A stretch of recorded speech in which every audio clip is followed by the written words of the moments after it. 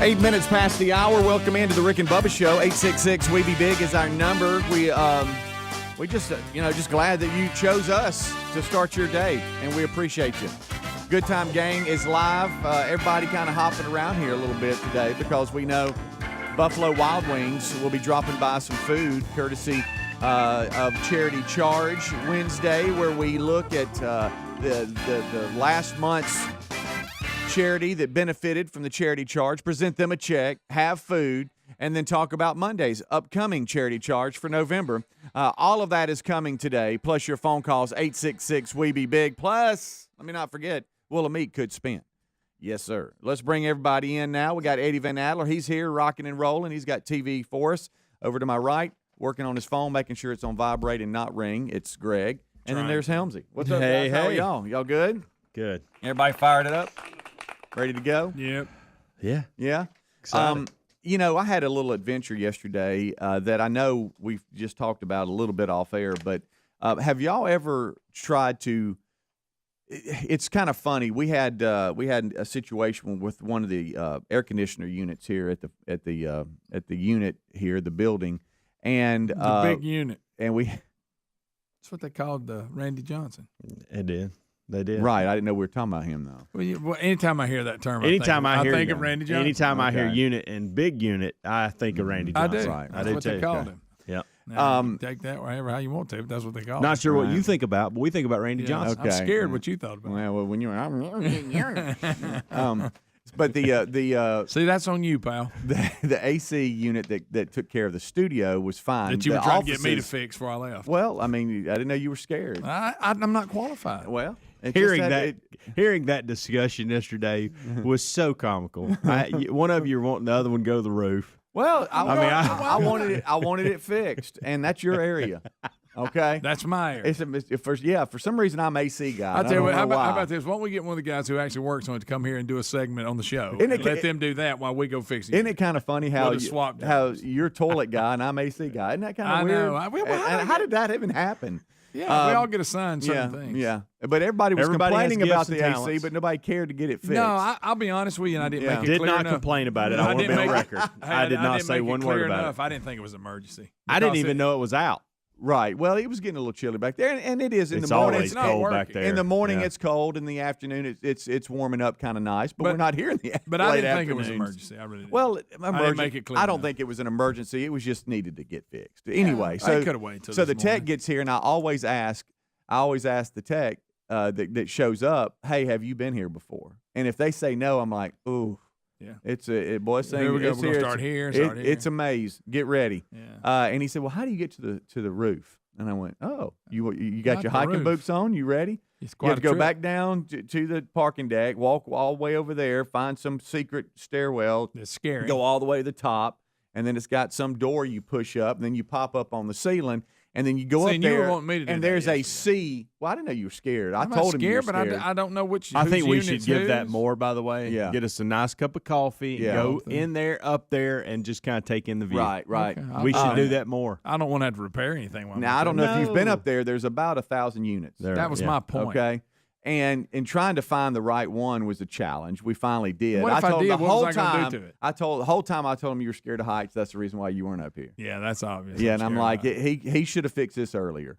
And I'm joking with Greg a little bit because the last time the thermostat just was blank, there was no reading. It had to be reset or whatever. Well. Of course, I half knew what I was talking about. I had no idea what I was talking about, and that ended up not being the case. But yesterday, they ended up finding out that, the first time the heat comes on, it can trip a little fire alarm deal, and just as a safety mechanism to make sure nothing's burning in the ductwork or whatever. And so anyway, he ended up finding that was the issue because it was getting a little cooler and our heat was turning on. You know how it stinks, and like to your point, it just Yeah. Anyway, till it airs out. he ended up fixing it, but the joke the entire time he was here is that you were scared to go get it fixed. Okay. That was the joke. And I sent y'all Marco Polo of him in your office, Helmsy, and then I looks like replied, but it never came through. Yeah. It's just spinning. It's because where I was at, It was. Were there's you at no horse service. lessons? I was I at thought the about horse you. farm, and, I and thought so about you. you have it now that you can Oh, watch it because I can opened it this morning to see if y'all had responded. Yeah. and It was just and, spinning, yeah. but it's because Hey, I really tried a lot yesterday to listen to that, and it just kept I spinning. probably Thought should it have was on tried. my end. No, it's. Huh. Dang. Of course, this one right here. Hey, I sent y'all Marco yesterday. Huh? Well, I don't. First of all, Marco's not on my front thing. Okay, that was Speedy's excuse months Buddy. ago, and he's changed that. Yeah. You can't use his excuse. Yeah. Yeah. But I mean, or I just don't look at my phone. How about just say You that? don't look at your Not phone. after a certain time.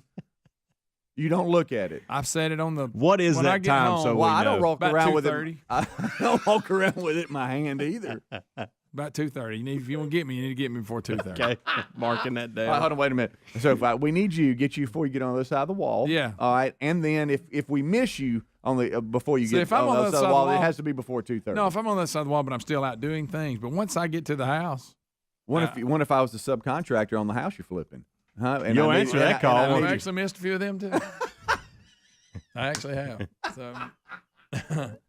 Well, that was the joke yesterday, and the guy that came out thought it was pretty funny. No, here's the problem. I don't know how to work on air conditioners. That's really why I'm not. Well, doing but you being a power guy, we don't just work- assumed. power people don't work on air. Right, but conditioners. you, for some reason, in my mind, I thought, well, it's obviously out. It's shut down completely, so it needs to be reset in some way. Craig, I would take it as a compliment. And he and thought you need could to, fix and it. you need to fix it. And hey, if the power blinks around here, we go to you. and again, I have no idea why. it's Hey, doing the it. generator's They're really at on you too 9,000. downstairs. You remember that day we showed them and it didn't. Yes. The battery was dead. It Yes. was dark. And we had Yeah. to jump it off. Yes. the car, yeah. Good night. What a It was unit. fun. All right, so that was yesterday. I just thought it was kind of funny. The guy did too, and the fact you were scared. Yeah, I I was did scared see to you death. walk in the hall one time and call Kate's just to help you calm you down a little bit. That's the last person you want to call if you're trying to calm down. I promise you that. Hey, let me just tell you, Helmsy. I know you know this. There's a lot above your office in the drop ceiling up there. Remember, we've had a few incidences. We have. Hey, there's What? a lot going on above your office. Scary. Rick and Bubba, Rick and Bubba.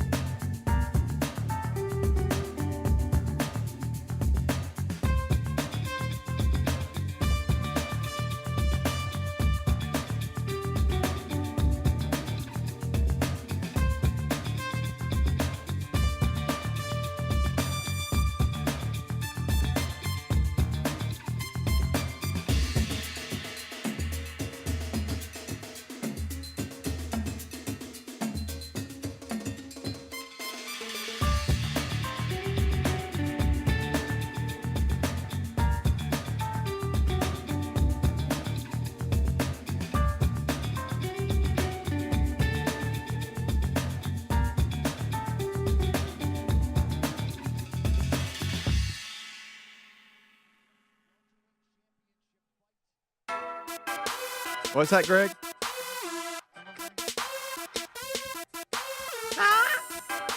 We are back. It's 20 minutes past the hour. One more time, Greg.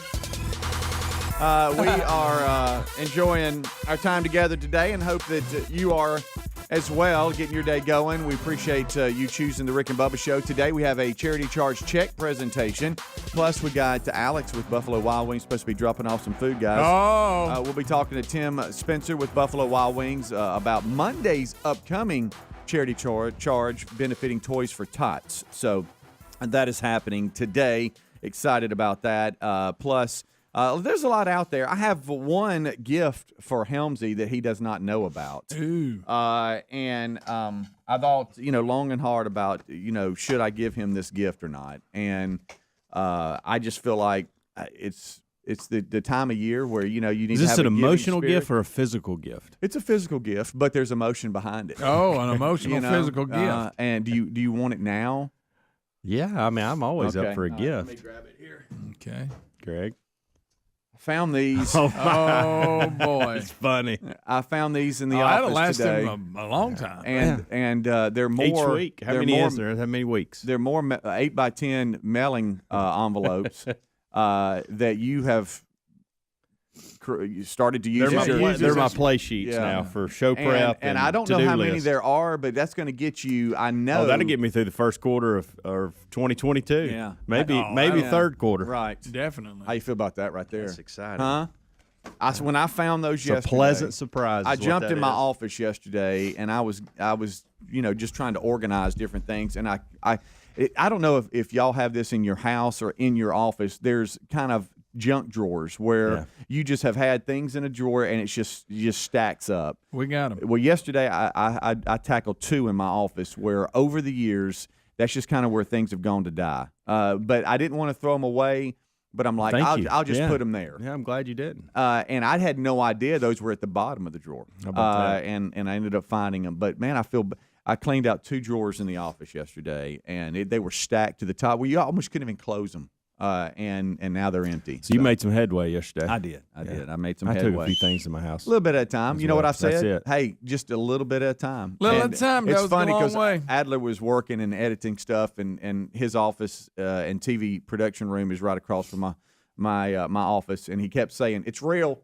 It's real." Just seeing me knock all that out. Hey, it's real. It is real, and it is real. We are moving studios at the beginning of the year, so the big year ender on the 17th will be the last show here. Now, we're not moving out of our home market or anything. We're just moving, to a new location, and so you'll hear a lot of talk about Yeah, that. I lost that discussion. I wanted us to move to Jacksonville, Florida. Did you really? Yeah. Well, it's a lot there.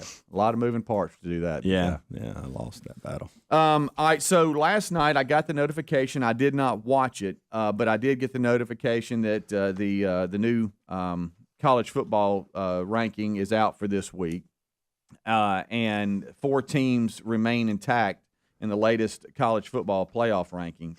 Georgia, of course, number one, and I mean I don't think anybody expected them not to be. And coming in at number 2 is Alabama. At 3 is Oregon, and 4 Ohio State. Cincinnati now at 5. Yeah, I don't think anything changed up until about 8. Yeah, I think that's where Oklahoma was, and they were bounced. Yeah. So and then you've got, and they should be, and you got Michigan and Michigan. You got Michigan and then Michigan State coming up. So there's a lot. There's a lot there. It looks like they're. Let's see here. Michigan, I was sitting here looking. They got Maryland left and Ohio State. correct. Yeah, those are 2 biggies for them. So we'll see how that plays out. And then with Michigan State, they're right behind them. They've got Ohio State and Penn State. So neither one of them have a cakewalk left. No. So this Ohio State thing, you see them at 4, it's going to play itself out. Yep. If they beat Michigan at 6 and Michigan State at 7, then they're sitting pretty. Yeah. Notre Dame comes in at 8, Oklahoma State 9, Wake Forest at 10 at 9 and 1. The Deeks. Mm-hmm. The So- Demon Deacons, ladies and gentlemen. Yeah. Got one loss. Yep. I didn't get to see any. Did y'all watch the show at all, or you just kind of I don't watch it no more. see the results? I caught the last 15 minutes. I forget it's coming on. Caught the last 15 minutes over a Chick-fil-A sandwich. As I was coming in from the farm. Yeah. Okay. Yeah. A horse farm. Yeah, and so I heard you mumbling yesterday. Oh no, I got horse lesson duties. I haven't been out there in a while. Amanda's yeah. been dealing with that the last few weeks, and so it was. Amanda's like, "It's your turn." Plus, she had something going on. I'm like, "Okay, embrace this. Go to the farm. Haven't been there a while." What I am going to have to start doing, and I got, hey, Helms, you got a truck now. You can do this. Put some boots in the back of your car, Right. and just put them on when you get there. Yep. You're tiptoeing around poop. Yeah. Horse poop. Right. There ain't There no you sense go. in that. No. Just put you some boots Throw on 'em and in the embrace back. it. Yeah. Wallow around in it for a few hours, enjoy it, and then Right. throw the boots out in the back of the truck. Right.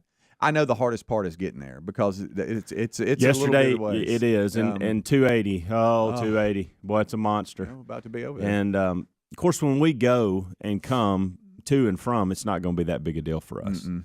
I'm going in the middle of it's usually between 3 o'clock and coming back around 5:45. Ouch. So, yeah, that's yesterday on the way there. It was awesome. I mean, just hit it perfect. No traffic. We were there in a few minutes. But on the way back home, dragging. Yeah. Goodness, dragging. I would think it's one of those places where, and I don't know this because I've never taken a kid to horse lessons, but just I would think, you know how I like barns and all that, Yeah. that You sure do. being there, once you're there, Yeah. it's like, okay, this is nice. Yeah. But then you got to get back out into reality and into traffic. But what do you find yourself doing, and how long are the lessons? Now, well, the lesson itself's about an hour, but Maddie always wants to get there about 30 minutes early, 40 minutes early. Do you and stretch? Then no, but she won't. There's a lot goes into saddling up a horse, Okay. and all those things that go with that. So the horse that's assigned to her, can she Yeah. have access So to it? she gets there and she goes to a board and she looks and says, "Okay, I'm on Barry today." Barry. BERRY. Hey, Barry. All right, Barry. For some And- reason, I thought it would be Or Lucy. hey, I'm on tiramisu. I like or whatever. That's tough. And so then once she sees where she's at on the list and which horse she is, she goes and gets it tacked up, I'm on saddle, old red. takes care of all that. Yeah. And then that takes, 10, 15 minutes. And then That way she's ready so when the lesson starts, yeah. she's taking, they want everybody tacked up and ready to go when the starting time is. And Are so you going to buy a tiramisu? No. Come on, don't man. start that. It's Christmas I don't think time. tiramisu's for sale. I probably would be encouraged to do so if tiramisu was. Oh, you- really? You like we you love tiramisu? We love berry. So if you both see of those. tiramisu beside her name, then you go, okay, today's a good yeah, day. that or berry. Barry, yeah, you berry's like berry. good too. Yeah. I was watching Yellowstone the other night, Ooh. and they had these. He's investing in these real expensive horses. Did you ever see it? And they will run full speed, and they put the brakes on. Yeah. And that's some kind of. Is that supposed Oh, to be yeah. sharp? You talking about stopping yeah. on a dime? I mean, Yeah. there's you like wonder how almost- they it's like don't they're- break their leg. Be No, honest but I with don't you. understand. It's some type of competition. Yeah. I They do don't that. know. They do that. It's a competition. Greg, They everybody knows run, that. and they start putting on the brakes and start sliding. Why? It's like, Yeah, but I don't understand what that is. don't And know. they I act don't know. like since they could do that, there's these so were, many competitions. These are the greatest horses. I know you got pinning and you got barrel all racing that, and all that. but I've never seen where they take off running and they put the brakes on and slide. How they do and it? how do you determine who slid the best? Huh? Well, it's whoever stopped the quickest, right? What? I don't know. I just made that up. See, But hey, I know very little seen them stop about- the way they sit down. but I like don't that? know what is that supposed to mean. My horse can stop quick. I mean, that was like a competition, Right. and then they get them spinning, which was kind of cool. I kind of like to see you on a horse trying to stop it. Oh boy. We'll take a break. We'll be right back. Don't go anywhere. Rick and Bubba, Rick and Bubba.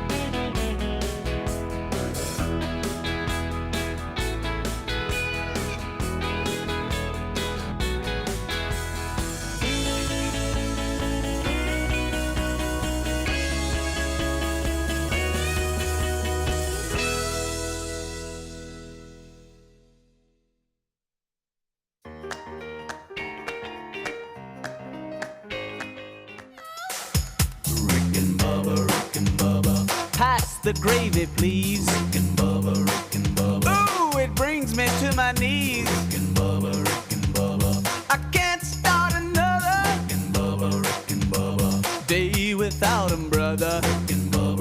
25 minutes until top of the hour. It is the Rick and Bubba Show's kickoff hour. Today we present another charity charge check, and this time it's to Venice's Foundation. And Greg, I know that's someone that is close to you. For those of you, let me bring it all in together. That's why Greg runs the Crap Run every year. And that foundation, it provides aid, support, comfort to cancer patients and their families. And their goal is to brighten your day. I know those of you that have gone through chemo treatments or have had family members go through chemo treatments, friends, maybe you've gone and sat with them. It's a long day, and they provide baskets that are going to take care of some of the needs that you need throughout the long days. And so they do great work. And we'll talk to Randa with the foundation today, present her with a check with Tim Spencer, and then start talking about Monday's charity charge that benefits Toys for Tots. So looking forward to that. But if we'd all just be lying if we didn't say we were really looking forward to Alex dropping off food today with Buffalo Wild Wings. That's going to be a good time. All right, so a couple of different things. One, I want to give an update. I think I'm okay with the Christmas lights on the Christmas tree that I talked to you about yesterday with Terry. Remember, I kind of came out and said I wasn't a big fan of them. The marbles. She comes in. The marble She lights. gets home from work maybe 4:30, and the Christmas lights aren't on. And Are they on a timer or something? And they didn't come on? You didn't plug them in. Well, no, right. And so, I hadn't been home long either. And she took that as you don't like them, so you didn't plug them in. And all right, so Reese at home. I mean, nobody's really home, Yeah. and I hadn't been home long. And then she comes walking in 4:30, 4:45, and first thing she does is she walks over there. And she did turn the Christmas lights on. Why aren't the Christmas lights on? And I was just seated and silent. I didn't say anything.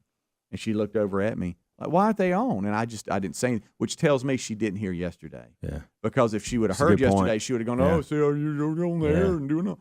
I mean, that's not how she talks. Sure. It took her 3 minutes to turn those lights on because they're in three different you got one little box that covers the top, and then one in the middle, one in the bottom. And I wanted to say, so is this every day? We gotta get a timer. You know, we got one area, we got one section blinking, the other one's solid, and the other one's flashing and running all over the place. And so to get them all solid, you have to go through a process of clicks. And she finally got it, but I didn't say a word, so I think I'm good. She doesn't know. You know what I'm saying? She doesn't know that we've discussed this, but anyway, I just thought I'd give you an update on that. Discussing it now. Well, we're good. I think we're fine. Now, I'll tell you what, J.C. Wilburn, she knows how he feels. But that's there for you. A couple of other things. Greg, when will you put yours up? This weekend or after Thanksgiving? It'll be after. It depends on, I think, if a lot of people are, if you're hosting Thanksgiving, I see you getting them up early. If you're not, you don't. We always put them up after. Yeah, we never think. We always, it's normally whenever weekend we can work it in. I think that's going to be this weekend. I'd Yeah. dread it. I got some pressure from the girls yesterday during carpool to, now Patsy across the street started putting up all her stuff, deck the halls, and it looks really good. And so that the pressure has started to, and Amanda doesn't want to let Patsy down. Like Amanda feels like that she's stealing Patsy's joy if we don't get our stuff up because she has a great view down there of it. So, yeah. So I guess I'll be putting up lights this weekend at some point. Yeah, I guess you will, my friend. Yeah. First, we got to get through. Gobble, gobble, gobble, gobble. And then before you know it, it's on. Next week, couple of big highlights next week as we have Thanksgiving. And Gobble, gobble. we'll have Taylor Hicks is going to come in and perform. We've got the Adler Christmas scheduled. All we've condensed numbers where not going to have a studio full, but we are going to have that. Dareberry, the big year ender, and the big year ender this year is going to feel a little different in here. I mean, that'll be our last show in here. You gonna get to squalling? No, I'm just saying it'll be a little different. It will definitely be an ender. It will be. That's for sure. Matter of fact, when we go off the air that morning, however you're listening, there'll be a moving truck here. There will be people lined up outside that window going, could y'all hurry up and finish? Yes. Because we got some things to do. Just a little note to everybody because it'll be really real then, if that makes any sense. Today, National Butter Day. Do you put butter on a lot of things? Kind of, sort of? I don't overdo it. I put it on like pancakes and waffles. Okay. I cook with it, but I don't put it on a lot of things. Does that make sense? Yeah, I understand. I gotta that. have it on my waffle. Yeah, And you then like syrup on I top don't of eat that. enough waffle. I don't eat waffles I don't that these much. I days. like no. a good waffle. Now I will tell you this: a little go-to for me, I'll go oatmeal with maybe some toast, 1 or 2 slices, and that's when I use butter. Besides that, I don't really use butter that much. But Terry made some cornbread for my mom and dad when I was up there, and man, it was good. Good night alive. And there's nothing like slicing the cornbread and then lifting a little bit and shoving a piece of butter Yes. in there, I'm all and then about letting that. it melt. Are you kidding me? That's really good. Huh? And I even told Terry, I said, I need this like tell you once what a else. month, please. If you get hot blueberry muffins out of the oven, and cut a little in the top and drop, not a lot, put too much, just a tiny bit of butter in there. That's good. Starving. Now, y'all cutting off the squares, or y'all sitting there in the tub? I like the little. You got a butter stick like you the working off stick. of? I like Okay. the stick. So you're actually going butter But stick. I'll go squirt too. You will. Yeah. You don't give the tubs anything? The big We don't tub. keep the tubs. We just keep sticks of butter. Yeah, I'm more of a stick or the squeeze. Now the stick of butter. The only thing I hate is that when it's so cold, it's so hard. Yeah, you're no, trying to that's tough. slice through it. But man, I'm gonna tell you something. You get you a little slice and then slide it in that cornbread. You ever dare anybody to eat like a huge chunk of butter? It's hard to do. No, Greg. no, Greg, I haven't. That's, hadn't That's really, a challenge. hadn't That's a really food occurred challenge. to Hey, us. you've done that? No, I You've won't held it do like a hot dog and ate it. I haven't, but I've challenged people to do. You it. have, But and did that's they? tough, guys. You Well, can't- yeah, Greg. That's It's rough. nasty. How is did you what it feel is. after Isn't that funny? that? How can something that you like with just a little be so bad if you eat a big wad of it? You know, think about it.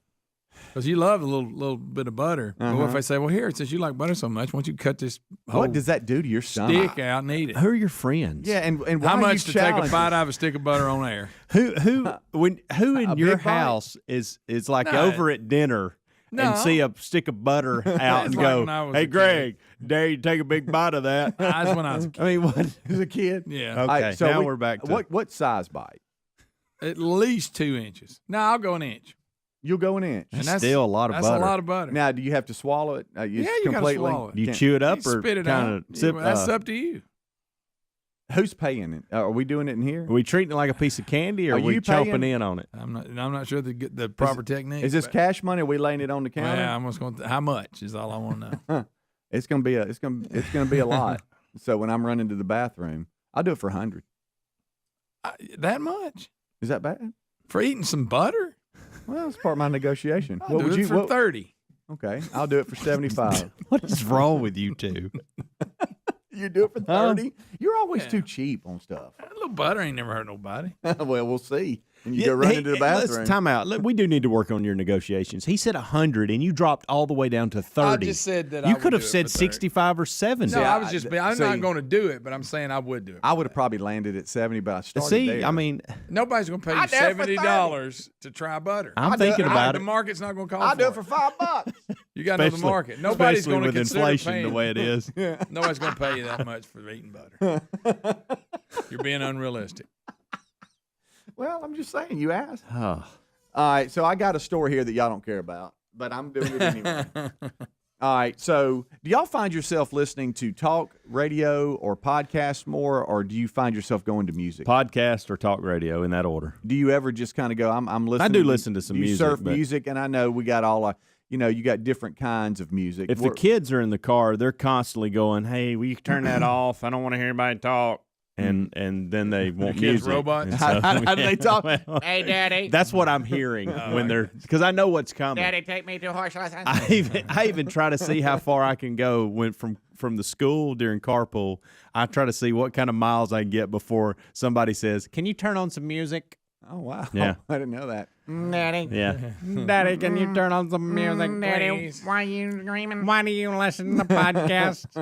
All right. So I didn't know this, but I guess now that I'm thinking about it, at different times of the day, you're in different moods, so that You are. means you got different musical taste. I mean, some days you go, I don't feel like rocking out or whatever, hard rock or whatever. I might want to listen to something a little bit more mellow or something. I don't know. Yeah. So anyway, Makes sense. I They get did it, this yeah. scientific study to look at what kinds of music we listen to at different times of the day, and they found that there's one song that has all the musical qualities that allow it to meet needs 24 hours So a day. we got 1 billion songs, Yes. and they've they've narrowed it down to one. They've got a winner. Any idea of what it might be? And what is it doing? Greg, I knew he would. I'm trying to hang he on to stopped that. listening. let me He tell you what. stopped He's trying to listening. tell me the story No, twice, no. and I cannot. He's still grasp. thinking about that butter. Let me tell you what hurts him listening is when he's watching TV. No, I don't. Basketball's on. I don't like basketball. Well, you're up there looking. No, Yeah, yes, you were. I You up just there there's looking. something about this story. By the won't way, that grab was a me. really The short. minute every time he goes into this story, my mind just leaves. and I haven't done it much, and that was a really short No, setup. you've only done I it mean, twice. that was really short. No, you're I not mean, overdoing it. It's Hell, just you could have something counted to 20. I know. And I was done. And earlier, same thing. You were telling me, and I'm going. I'm trying to listen. I'm trying to listen. And my mind just. You got to left. listen though. That's okay. I'm going to break. I'm not doing it. I go. What song is it? I'm not. I wouldn't play What it for you. song I do is want to it? know. You're going to If tell you me. laid in the down a kitchen. 20, I wouldn't play I'll it for go you. ahead. All right, I'll do it. Do you?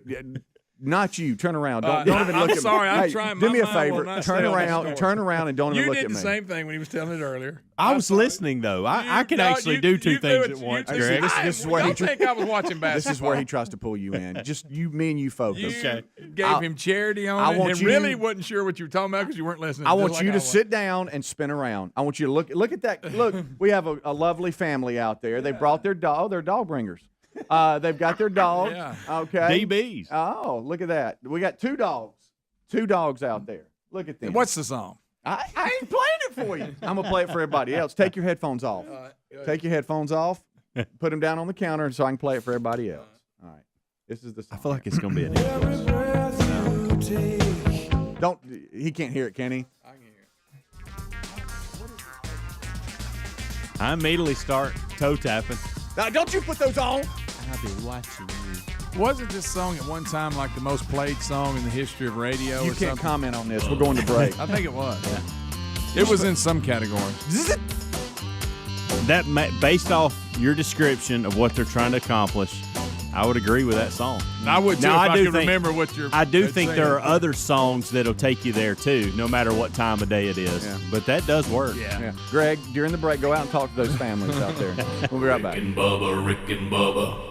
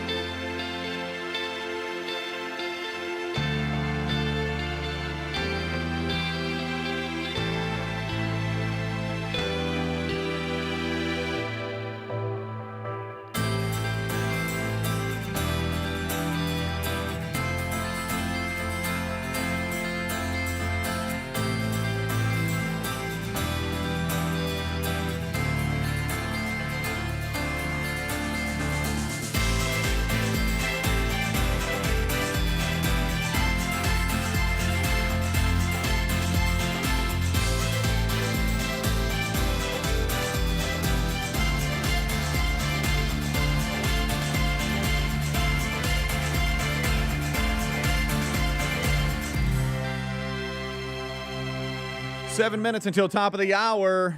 Rick and Bubba's going to join us right after top of the hour. Welcome in. We thank you for being with us. This portion of the show brought to you by our friends at mypillow.com/Bubba. Just in time for the holidays. Mike Lindell and the MyPillow staff at mypillow.com/Bubba are offering their premium bed pillows for just $29.98, a $40 savings, the lowest price ever. Plus MyPillow slippers in whatever size, style, or color you want for 50% off. The Giza Dream Sheets, the flannel sheets, they're also 50% off. Look, there is all kinds of stuff on sale right now. They've got they've just added their robes, I should say, sleepwear and quilts to their ever-growing product line, an array of colors too, styles. They're all made 100% in the U.S. Upland cotton. I mean, it's good stuff. And just in time for the holidays, and let me just tell all of you this. If you've got, last year maybe you didn't have family coming in, but if you're like me, if family comes in, they're coming so far away, they probably spend the night, all right? You don't want to send them to your guest bedroom with bad pillows, bad sheets, all that kind of stuff. You want to upgrade if you haven't, and this is a great opportunity for you to do so. MyPillow.com/Bubba. The products come with a 60-day money-back guarantee and a warranty. There is no supply chain issues at all that is going on with MyPillow right now. So go to MyPillow.com/Bubba to unlock those great savings we're talking about. Or you can find a link at rickandbubba.com under the sponsors button. All right, so you don't want people sleeping on bad pillows. No. I mean, you might have it set up the way you want it in your master bedroom. Okay. Oh, we can't say master bedroom anymore. What do we call it? That's right. That's racist. What do we say? The great bedroom. First of all, check your privilege. Okay. But your guest bedroom or whatever else, wherever you send everybody, you don't not want your room, right? The room that you don't sleep in, you might not be worried about it. All right, or you tend to put your bad mattress in there and not worry about it. Right. Make sure you upgrade your stuff. Make sure. What did Satchel Paige call it? I don't know. What did he call the bedroom? Whatever he. That's what I'm going to call probably it. Probably offensive now. Yeah. Wasn't then. But I mean, you want your family to wake up the next morning and go, man, I slept great. Oh, I know, and that's rare. Yeah, because when you go to spend a night at a family member's house, let's call it. You usually have an uncomfortable bed. Right. You do. And look, I'm not saying my parents' bedroom is uncomfortable. Okay. A guest bedroom, but Terry came in and JC wanted to know if my mom and dad let me and Terry sleep together in the same bedroom. Now? Yeah, it was kind of funny. Yeah, that's hilarious. That is funny. Absolutely no, son. Yes, but we had to keep one foot on the ground. Hey, he actually asked Terry. So, did they let y'all sleep in the same room? Yes, son. We're married. Yes. I had heard that back in the days when when there actually were morals in the world. Yeah. Like when they would do movies and stuff, that they would do that. As long as each adult had their foot on the ground instead of on their their side of the bed. Yeah. Because if you watch some of the old series like I Love Lucy and them, they had twin beds. Yeah. They wouldn't show them, or you could put your foot on the floor. I may have made that up. Yeah. Sounds good. Hey, speaking of JC, Hard to sleep that way. It is. Yeah. Me and the boys. But if you're filming. Yeah. Me and the boys don't have the Gunnersville Treaty with me and my kids, even though we try to stop all the pranks and stuff. But with us, we had to have the Gunnersville Treaty because if not, every day would be some type of prank. And we do I'm break one it of on them. occasion. Yeah, you do. Sorry about that. For some reason, you're just free to do whatever the heck you want. Have you ever noticed that? Yeah. But JC has been complaining about shin splints. They've been running at baseball. That's fine. And they'll go from having their steel toes on to where they have to go do a lap, and sometimes it's not steel toes. But go ahead. You're doing cleats. I'm sorry. That's spikes. Spikes. What I say? You steel toes like you did when you were talking about. I don't know why. Because I picture them in work boots. I just let it go. I pictured them in red. They were out there in Red I thought, my Wings. goodness, he probably does have shin splints. Wow. Yeah, at least I know you're paying attention to this segment. They run in sprints in dang Red Wings. Yeah, that would be tough. So anyway, he had his spikes on, and then he gets to running, and then at one point you have him to run on some hard ground, and he has been for the last 2 weeks really been dealing with some shin splints that are killing him. Easy when you say that. Well, the coach, I think in a good one, told him, hey, if you wear your shoes to bed, it really helps with your shin splints. It is a good okay? one. Well done, coach. And he said, being from an authority position, makes it even better to sell. And he said, the weight of the shoes helps strengthen your ankles to take the pressure off your shin splint, your shin and the muscles there. It helps them relax. And so, And if you'll turn your socks inside out too, Right. while you're doing this, Right. it makes it even But better. I get it. JC's I do the too. coach, man. Right. He's Yeah, telling, he's yeah, not going absolutely. to punk me. This is good. so I don't know about this at all. And then all of a sudden, I get a notification from the coach and says, "Hey, I don't normally do this, but I got. Would you help me do something, pull something off?" And I said, "What you got?" He said, "JC wanted you to be part of JC it. is suffering from shin splints, and will you ask him if he's wearing his shoes? I got to know because he seemed like he was responding to what I was telling him." So I text JC last night and I go, "Hey man, how's your shin splints?" And he responded. He said they're better. I said, "Well, man, you might want to wear your shoes to bed." And he said, "Did Coach tell you about that?" And I was like, "No, that's just something we did growing now up." you're in on it. I good. said, "That's just something we did growing up because it helps strengthen your ankles Yeah. and help relieve the pressure on your shins." And he was like, okay." And so I don't know if he wore his shoes to bed last night or not. Is Wait, that you never bad of told him me? no different? No. Be tough sleep with Yeah. shoes on. Yeah. And so I think, and I don't know for sure, that's he excellent. might funny. have slept with his shoes That's a on good last one. night. Picture him in his underwear, in his cleats. I'm glad there's coaches out there that still do stuff Yeah, like this. yeah. He just thought it was funny, and I think it's funny too. So we'll see because I believe they had 6 a.m.s this morning. So we'll see.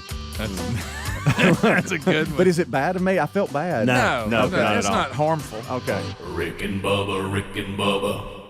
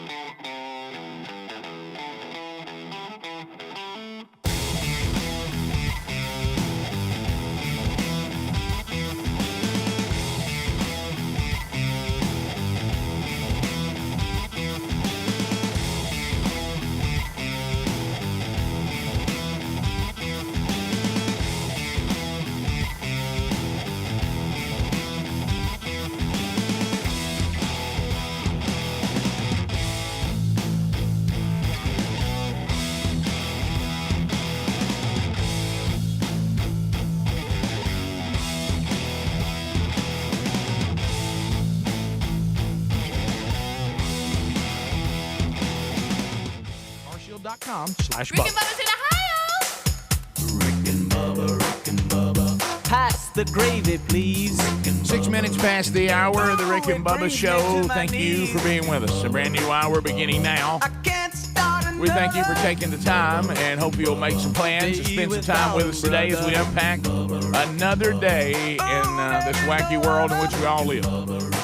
We start this hour with the national anthem.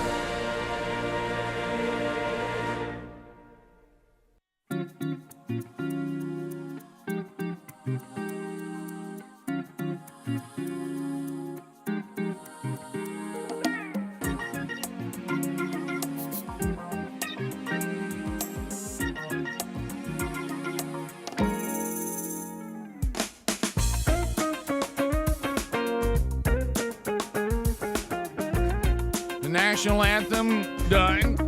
Rick and Bubba Show. Brand new hour started. Here we go. Let's go. That's it. Well, the wonderful Wheel of Meat is back in play. Hasn't happened, so you haven't missed it this week. Can happen today, tomorrow, Friday.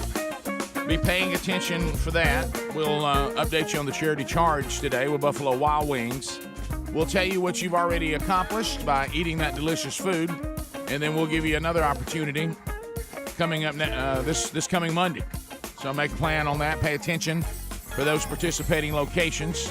Wednesday Bible study back today. That'll be live on the YouTube channel at noon Central Time, 1 o'clock Eastern, and then it'll be archived soon after for your consumption on your own time. Speedy, the real Greg Burgess, Helmsy, Adler, they've already given you a kickoff hour, and there he sits, the silver-tongued one. The man with a golden voice, professional lunch eater's man of the year, the inventor of pizza and a cup of Shakespeare's worst nightmare, and the master of the King's English. Ladies and gentlemen, put your hands together for Bill Bubba Bussey!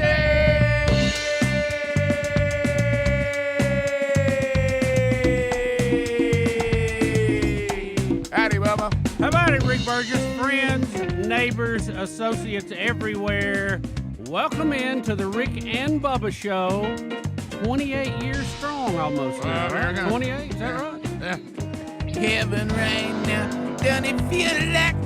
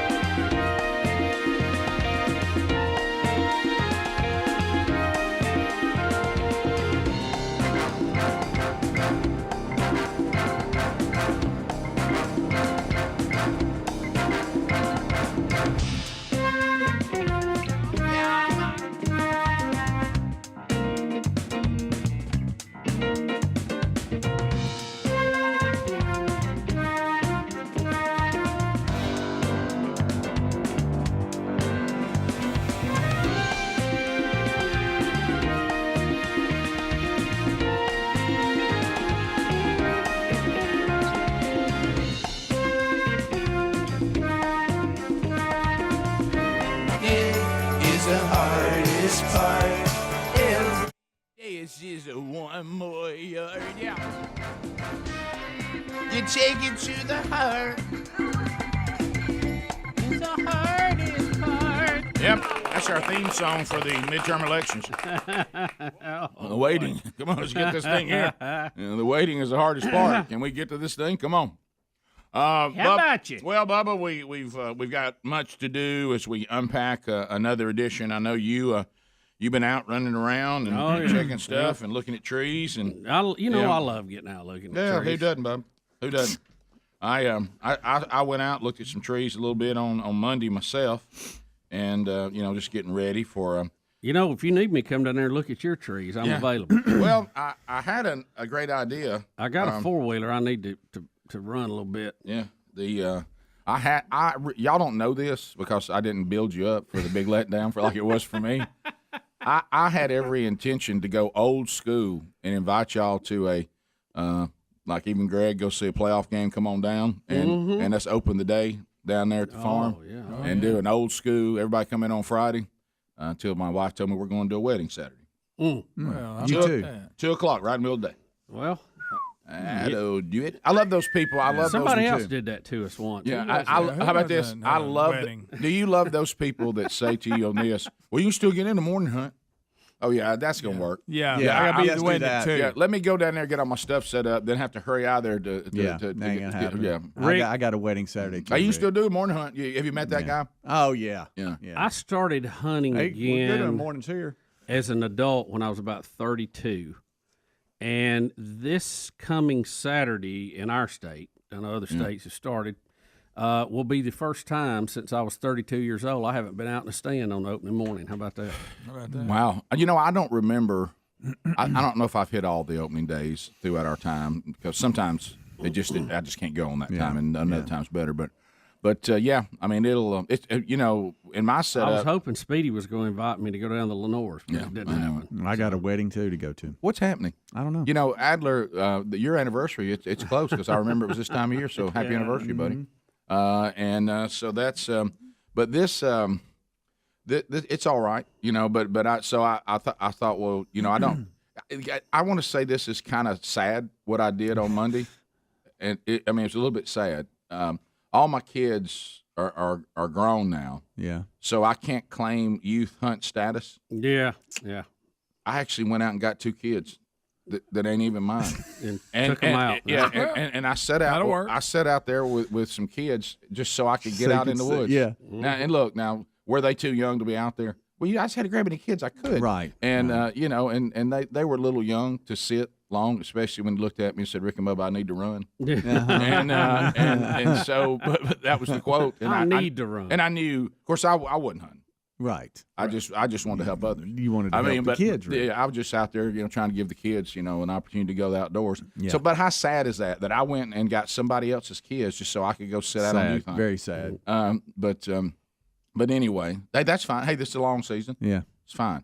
Now's that thing where you're at home and you say things like this. And y'all heard us over the years. We've tried to balance this deer hunting thing. We've done better. Yeah. We really have. But then you're doing this. Yeah, I'm looking forward to the wedding Saturday, and of course, I know. Yeah, really. If you think about it, I could just go Sunday afternoon after church. If you just think about it. Right. That's how. Yeah. Yeah. What? What Sunday? Well, I'm just saying, you probably, you probably need some time. Yeah. I can't. I'm just Something. babbling, honey. I'm just babbling. Yeah. I want to hunt Sunday Something. afternoon. Maybe I should just say that. Rick, I had I'm babbling. I had the strangest thing. Land this plane. The strangest thing, I heard like a scratching noise, but it wasn't like a normal kind of scratching noise. And I went down to the basement and looked around. I couldn't see anything, but it looked like a tire mark on the garage door. I think my ATV was trying to get out. Yeah. I mean, it was already steel by the time I got there. Yeah. But Like a dog. We had a tire up there spinning on it. 2 things that are all right. One that's not going to help for this weekend is Rick and Bubba University this week is with Cuz Strickland. Oh, my So it's gosh. going to be all about hunting. What are we doing? Okay, and so that's going to be awful for Right. you. But on a fun thing, we got some video today of a buck that got loose in a church, broke in the window, and it was a 10-point. and it's just Wow, running wow. up in the balcony and everything else. That can do some damage Yeah. right there. Yeah. What Good state was stuff. it in? I forget. It's y'all. We've got the story on it. Yeah. The lady was even like, I can't believe this is happening right now. I know. You could tell the butt was like, I'm not Yeah. sure what to do here. Yeah. You know, By the way, I don't know what to do. by the way, I Yeah. forgot how many questions little kids ask. Oh yeah. Been a while. why is this? Why? Why is that? Why? Yeah. What's that, Rick and Bubba? That's turkeys, buddy. What are they doing, Rick and Bubba? Looks like they're eating. What are they eating, Rick and Bubba? Well, where they are right now The looks like fact that they call you Rick and Bubba. Yeah, Yeah, hey, that's how about this? good. Hey, what they're eating right now looks like that. What Mr. Gary plants that he says is not about turkeys. You know, and I'm sure wish some deer would come out and eat it. Yeah. And well, why, so why, good. why do they eat that, Rick and Bubba? Well, baby, I don't know. That's just what they eat. It's you just know? what it is. It's just like you. Hey, there's some snacks in this backpack, buddy. Can I have another snack, Rick and Bubba? Sure you can, buddy. Wish I'd have asked his dad how to turn his tablet off. Oh, How to mute it. That was big. he have little sounders every time he did something good. Well, I looked over and now I'm asking questions. Hey, Rick and Bubba wants to know how you make that little tablet you have not make noise. Show me how you turn down the volume. Do you know how to turn it off there, little buddy?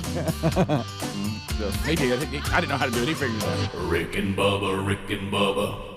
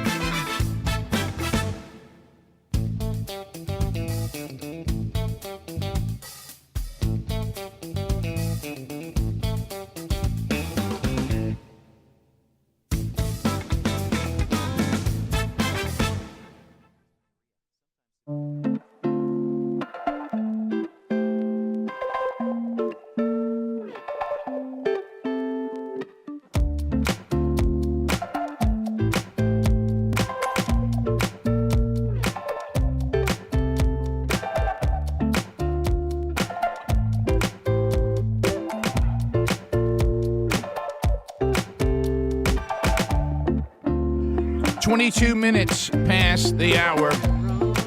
Rick and Bubba show. You going hunting this weekend, Rick and Bubba? I don't know, buddy. All right, so as we make our way back, silent rings and the shot rings out. All right, so hunting season for so many places has already started. For others, it's about to start. And of course, this is happening in Michigan. By the way, they're laughing because they're claiming now a big buck tried to shelter inside. But and it's not as big as we'd like, but it's really? a 10-point Right, though. okay. It's a 10-point. Well, sometimes a deer in there. It doesn't matter what he you're right. scores on Boone and Crockett. Right. Especially with the fact it had a nice little rack there running around in the balcony, not sure what to do. What makes it funny is this buck comes into the church's auditorium on opening day of deer season. You think he didn't say, "Hey, there's pressure out here now. I got to find somewhere to go. I got to go to the Lord. I got to go see the Lord. It's opening day." The audio is good here. Oh my word! What is happening? That is a buck. No, don't go up there. He is in the balcony. Don't go up there. Like he's going to listen. He's headed toward the I was soundboard. about to say, watch out! He'll tear that soundboard He'll up. come off that, Bob. He'll come off that. She said it came through the window of the auditorium. Oh, he just jumped right through. Yeah. Did he break it and everything? Yeah. Look, he does not know what to do. Look, don't be spooky. Look, man. In the hallway? You know he's not Presbyterian because he's really moving around the church. That's good, Rick. That's good. Thank you. They watch him check right out here. Yes. Back Right out through the window. Back He out went the window. right back out the one he came in. Yeah. What about the fact he just said, coming through the window, and I'm in? I'm in. I went upstairs, looked around, now I'm out. Little confusing. Not sure this church is what we're looking for. All right, so if there was Just a fisting, I'll be back. if there was a reflection in the window, do you think he was charging another buck? He just decided to go Possible. through the. Oh, some of them, they're crazy. Who knows? Look, the fact that it was opening day. Oh my word. Well, right there, I don't know. He's trying to jump up the wall. Yeah, he's trying to That climb is the a wall. buck. I don't, Oh, don't go up there. don't go up there. Don't go up there. It's a buck. Boy, if Well, Queen, if can Queen, I tell you? They lucked out He only went having Yeah, to they replace did. a window. Yeah, they in did. The auditorium. That thing could have gone nuts on them pews, you know? has Queen Whitmer found out about this? I Probably know. want to tax him. Well, he's in Michigan in the church without a mask on. Yep. Yeah. So, In the hallway? well, you know that, and a lot of people say that these deer carry COVID. Yeah. They have antibodies. Yeah, that's here. Yes. Oh, they got Well, lucky. They got real lucky. I know replacing a window probably not in the budget for the church, but wow, you got out lucky on that one. Well, you really did. He could have thrown that sound equipment right off the top. Yeah, when he Top started up there. headed for the sound Yeah. equipment, I had a terrible, terrible vision of his horns My all in stomach just tightened it. up. His Yeah. horns all in it. Yeah. Wires Yeah. everywhere. So, well, there you go. That's that's the way to get deer season started. There you go. I mean, right out of the gate. There you go. And that move of him trying to climb the wall, I'm not quite. I don't know what his game plan was there. I didn't know deer try to. I mean, because he can't be trying to jump it, can he? He can't even sit on top of it. It just A little I think panicky. Just acting crazy. right there, like Yeah. I mean, He just knows, hey, this ain't the one. he just knows this isn't right. Yeah. Yeah.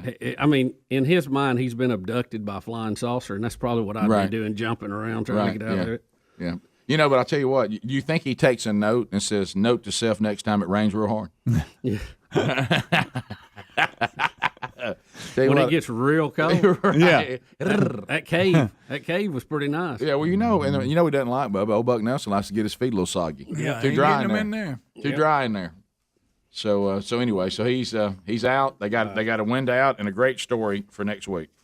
So that's it. And this weekend we will, and it is Cuz Strickland coming up on RBU this weekend. Yes. Big cuz. Yes, he'll be in studio We're too. gonna It's be- coming His over. jacket. Coming on over. We're just going to be double dipped in hunting season. Oh you yeah, know? I know. I know, and then It's, you can't hunt. That's right. just cruel. How about this? It's so cruel. You know the term that we use with Will Ferrell on the program when he says this has all been an elaborate hoax. Yep. So this actually took place. This has been an elaborate hoax. This actually took place at the house. So I've been going from a checkup and everything, and I've been telling Sherry. I said, well, look, the doctor says my blood pressure is too high, and I said we're going to be working on that. And I will tell you, I said the best blood pressure I'm getting is after I come back from the farm. And I said, I've been down there checking it. And she finally sent me a text today. She goes, I've really been pondering this blood pressure thing. Is this an elaborate hoax? Have you come up? You know what? Get the cuff out. Check it. This has been an elaborate hoax. Does it help? Yes. Can I help that? Notice you're bringing it up right when this hunting season Well, starts. I just can't tell you how good it is. I got the best since I went down there Monday. I've had 2 days of the best blood pressure I've had in months. There you go. So I mean, it does work. Oh, it does. Yeah. So I mean, but yeah, she used that term. She goes, "Is this an elaborate hoax?" And I said, "Well, I just." And then you try the thing of then you try this one. Well, we need some meat. Yeah, that's right. She goes, "We do." Or we? So you seen the price of meat at the stores right now? And of course, I don't do the Jeff Foxworthy. If you really run the numbers, the price of venison after we bring it in. Sure. Oh, Yeah. Per It's a pound. big investment to Yeah, go get it. it's a big investment to go get it. But we the leave most, that out. the most expensive meat on the planet. Yes, if you factor everything you pay to go Yeah. get it, Yeah. it's but you know what? If you do the accounting on that, like some people I know, that's how you Right. definitely would add up that way. Right, yeah, exactly. And then I said, well, we need to do our part. This is my new one. She goes, what do you mean? I said, well, if we can't really promote hunting, if we don't go, and I said, look right here. Here's another story. Hunting licenses are down. And I said, and then we're going to be just overrun with deer if somebody doesn't do something. And I said, people don't go as much. Car wrecks. Will be Kids are not. They got the kids are not into it like they once were. And I said, dads are not passing it along. And I said, and really, how can we really promote it if we're not going? And so she says, let me get this straight. You're going to hunt this year to get us meat, to get your blood pressure down, and promote hunting. So, well, couldn't have said it better. 3 for 3. You know, right? How about this? I agree with you. Right. Could not have said it better. Matter of fact, if that's what you think, then that's what I'm going to do. It's the bottom of the hour. 866 We Be Big is our number. We'll come back. Also got an update on the Buffalo Wild Wings charity charge coming up for you. Top of the hour. We'll be right back. Rick and Bubba, Rick and Bubba.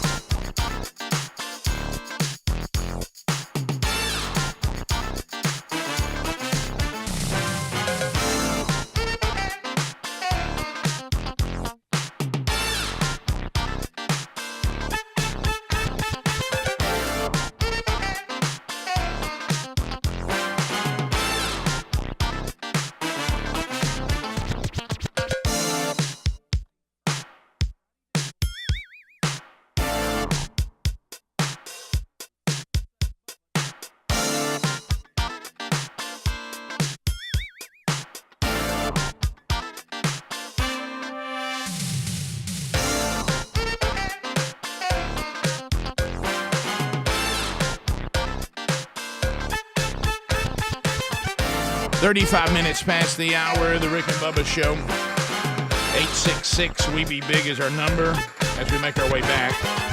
TheraBreath teaming up with the Rick and Bubba Show. TheraBreath is outstanding products. If you don't have them, I just took my first TheraBreath lozenge because I brushed my teeth and used mouthwash, but I've come here and I've enjoyed 2 delicious cups of BuzzBox coffee. And now, of course, I'm like, okay, I've got coffee breath. Nobody digs that. Take the lozenge from TheraBreath and bam, back to fresh breath again. So if you'd like to get all their products and see them, go to TheraBreath.com. As we inch ever closer to Thanksgiving, your family will thank you if you will show up, or if they come to your house, you've got fresh breath. TheraBreath can help. TheraBreath.com, you can find all the products. They are designed, and they have been researched to go after what is actually causing the bad breath, and you can get yours now at TheraBreath.com. There's also a link at RickandBubba.com. You can also find it at over 100 different retailers, but shelf space may limit how many of the products are there.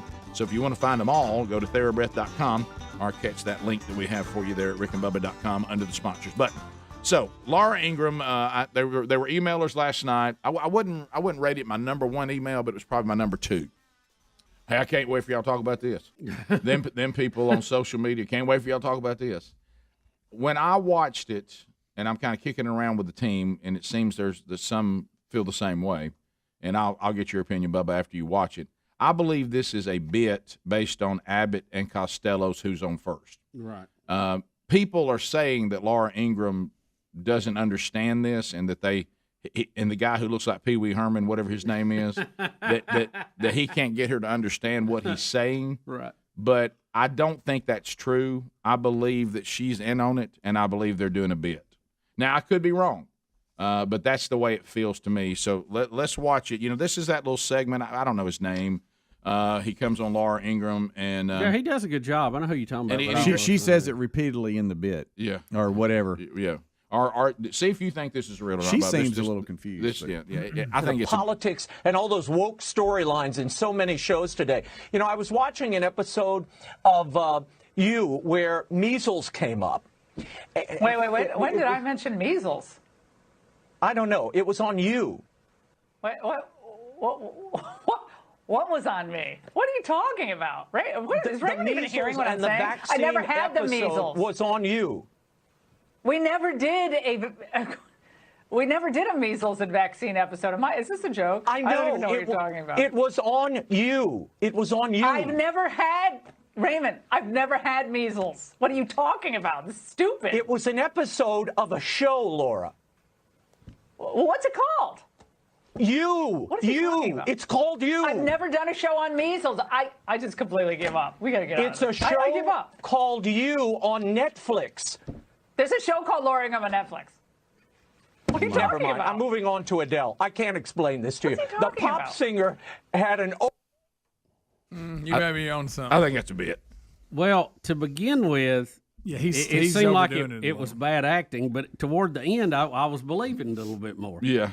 I think he was doing a bit. That's where I land. I think he's doing a bit, but she's really confused. Well, at one point to me, I think halfway through it, I feel like she's on the bit because at some point that could have been explained. It just sounds an awful lot like Abbott and Costello to me. Yeah. Who's on first? Yeah. And so I think it's comedy. Has she said anything today about this? I don't know. I think they're throwing it out there, and they want everybody to get stirred on it. Then they're going to come back and go, "So y'all really thought we were being serious?" That's what I would say if I was her. Either way. Yeah, right. I got you. I just it just seemed because here's what I'm thinking. And again, maybe we have lost. It looks like we have lost the ability to communicate. But it seems like the minute if it was real, he knew she was confused.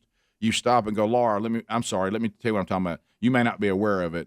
There's a Netflix show, and he did it at the end. Right then, there's a Netflix show, and the name of the show is YOU.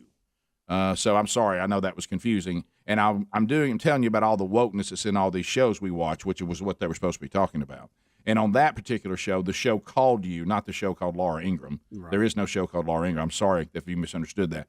And then made his point, but they didn't, and they kept on doubling down on it, right. And that's when I thought it was a bit. To me, if she had just said it one time and he corrected it and then explained it real well, but the fact they kept going and then she kept doubling down on it, it felt like it was a bit to me. But anyway, I mean, I agree. I think it's a bit, y'all. Plus, Laura Ingraham is a very smart person, and she sounded very stupid in that clip. She's very smart. Yeah, I like Laura. If Abbott and Costello had never existed and wasn't this famous comedy bit, I might feel differently. Yeah, but there's been so many people. By the way, if you've never seen, two things I want everybody to see, and Adler, you may want to look for it. Babylon Bees, now they're doing more than just these headlines and stories. They're actually doing fully produced like SEC shorts bits, and they've got one on the Vaccinate Me Elmo.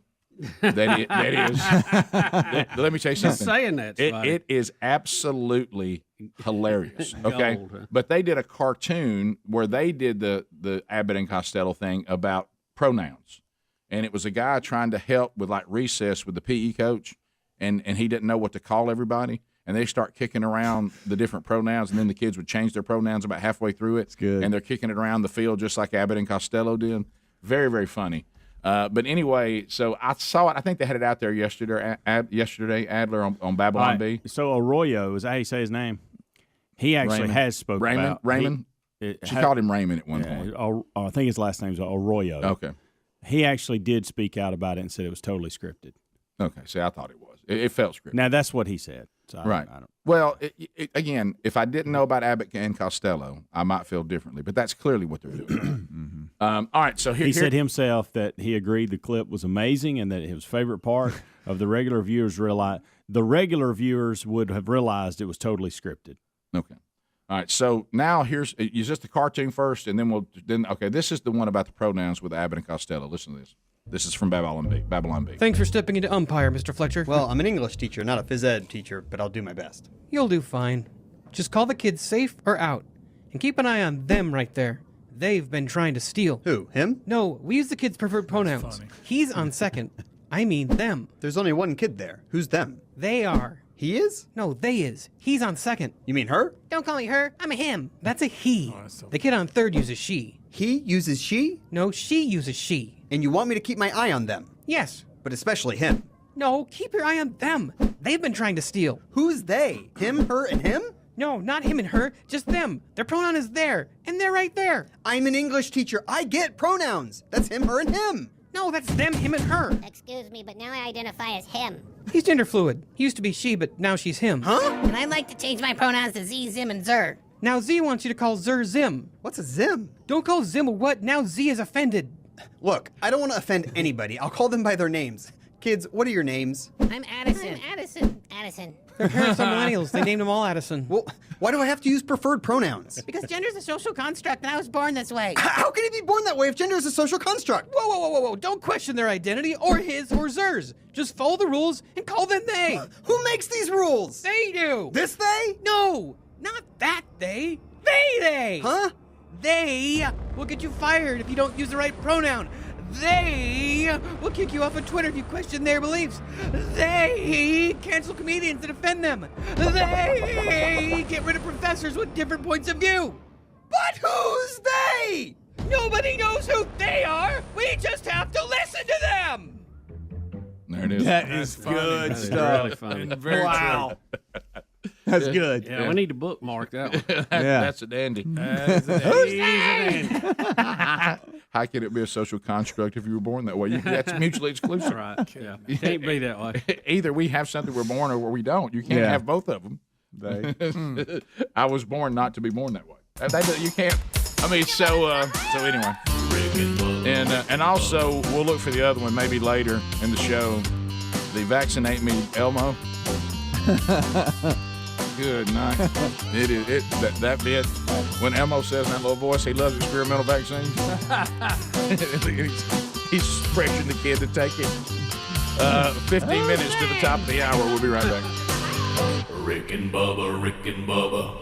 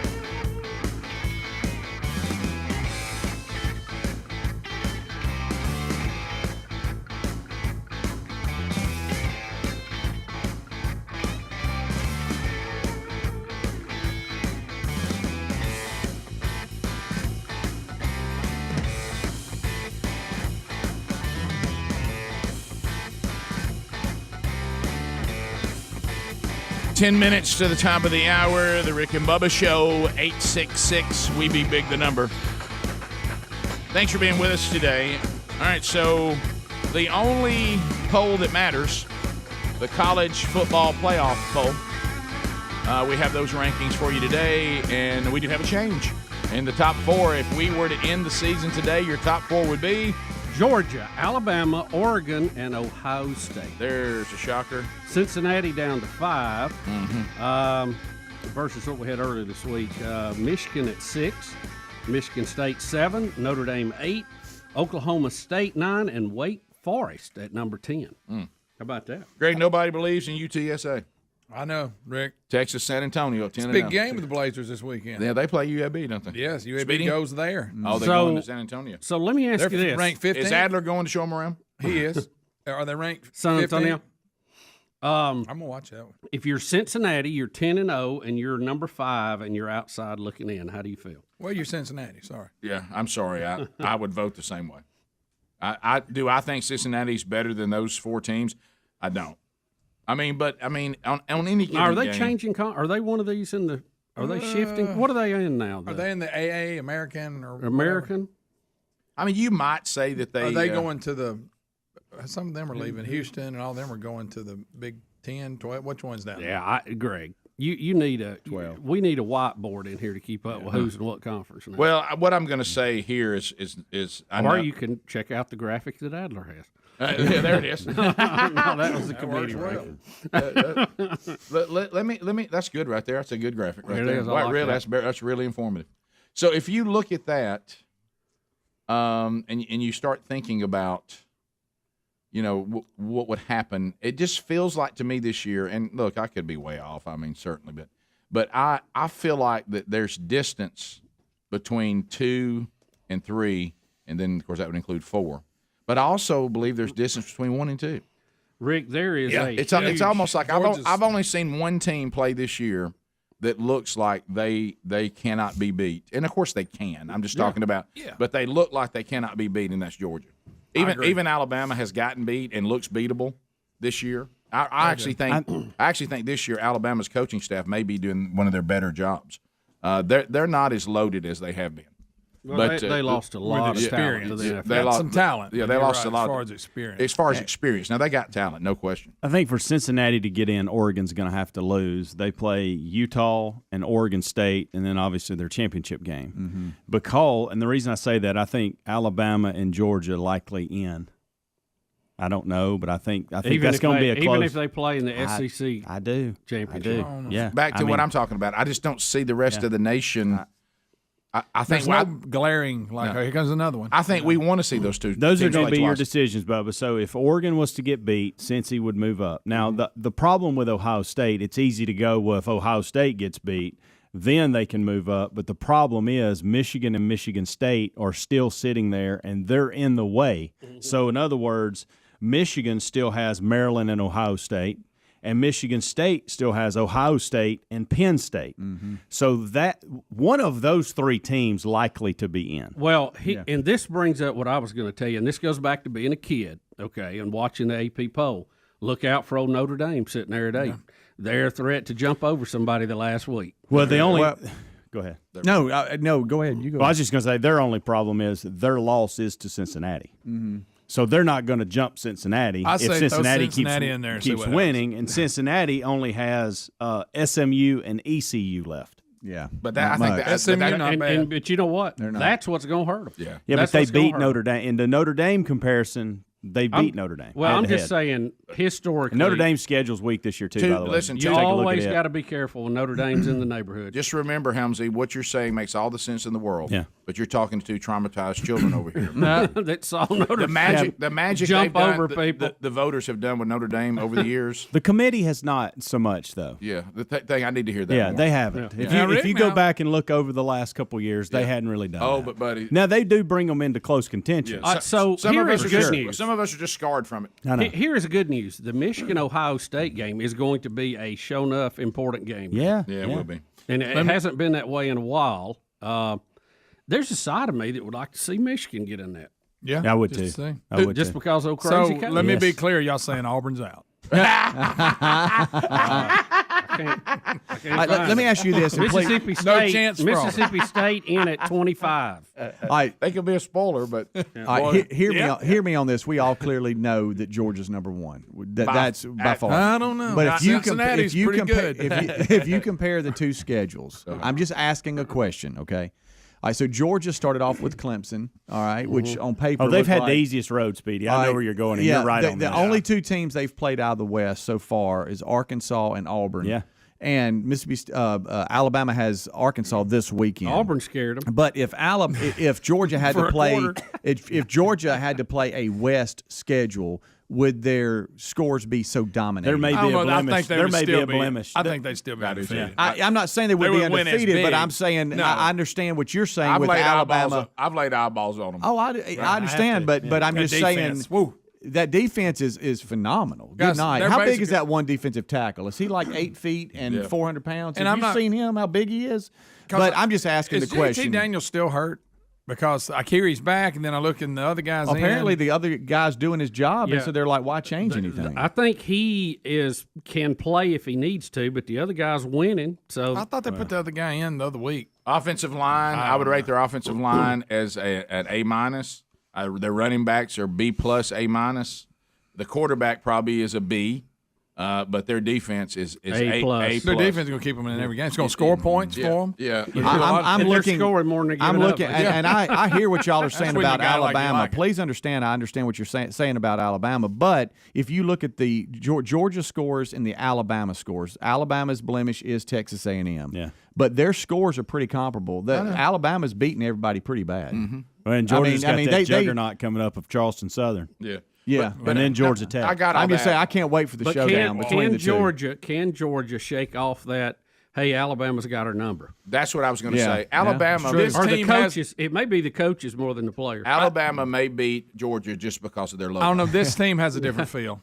It does. I think because they've always been that. Because I thought, yeah, over there, but y'all ain't quiet. But this one just feels different. The good news is we may get to see it twice. Yeah, and I think that America before. wants to see it twice because I I do think too. these two teams are so much better than everybody else. I want Alabama Do to we beat want to, or Georgia, are we just gonna so say Georgia that- get in and Alabama get in. Yeah. The SEC championship game is one of the playoff games, and winner's going to go on, loser's going to stay at home. Well, the good news you have football. What about the Gators? one of the things that Go to Dan Mullen, see what he says. Coach Baghdad Dan Bob says they're still in it, Rick. We're fine. What? What's everybody upset about? What are you talking about? But no, back to this. I think, Bubba, this year, because football has always been the good and the bad, it's such a brutal game. You can't do like baseball and basketball and say, let's let y'all play 7 times, and then we'll know which one is really the best. You can't physically do that. But to be able to have two teams that are so, I think there's such a gap between them and the rest of the league, I mean the rest of college football. If I saw the SEC game and I went, man, that was a good game, and somebody said, you want to see it again? I'd say, yeah. All right, let me ask you this. I'd like to see it again. So what is that point if Georgia beats Alabama and that gives Alabama 2 losses? What does that score have to be for you to go Alabama deserves a shot? It's got to be close. Last I mean, second what is field goal. close? What is close, Close to y'all? with 10? a 2-point 7, conversion 3-pointer, play at the end 10 or of the less? 10 or less. 10 or less. And the committee's going to not want to do that. I know. You know, so. But none of us wants to see what's going to happen if they don't do that. I know. They're going to bring The a team in argument, though, is going to be hard if Alabama, deservingly, is sitting there with 9-2, and you still have Cincinnati at 10-0. Or a Big Ten champion at 1 loss. Right. Yeah. I'm going to tell you And that I think the committee's going to go the other way. I think there's a chance that Oregon and Ohio State, Now, with the if schedule Bama y'all beats just gave me, Georgia- that one of them could stumble. Well, if Ohio State If not both gets of them. through If Michigan Ohio and State Michigan stumbles, State, though, then Michigan and Michigan State's in. Right. One of them. unless they all three Beat up each other. Yeah. And I don't know how that would work and play out. You know, Notre Dame. Yeah. Here comes the luck of the Irish. And here they come. Don't miss Oklahoma State sitting down there with 1 loss. I'm going to tell you, Oregon's going to mess everything up. Yeah, oh yeah, they're not going to. Gundy and the Cowboys. Write it down. They're a pretty good team. What I say, I'd like to see old Gundy. I would. the reason why I think Bama could still go by He's losing 40. if it's relatively close is I think they're going to get a chance that somebody else is going to be at 9 and there's going to be more 9 and 2s. You know who I'd like to see? Michigan and Oklahoma State play. Rick and Bubba, Rick and Bubba.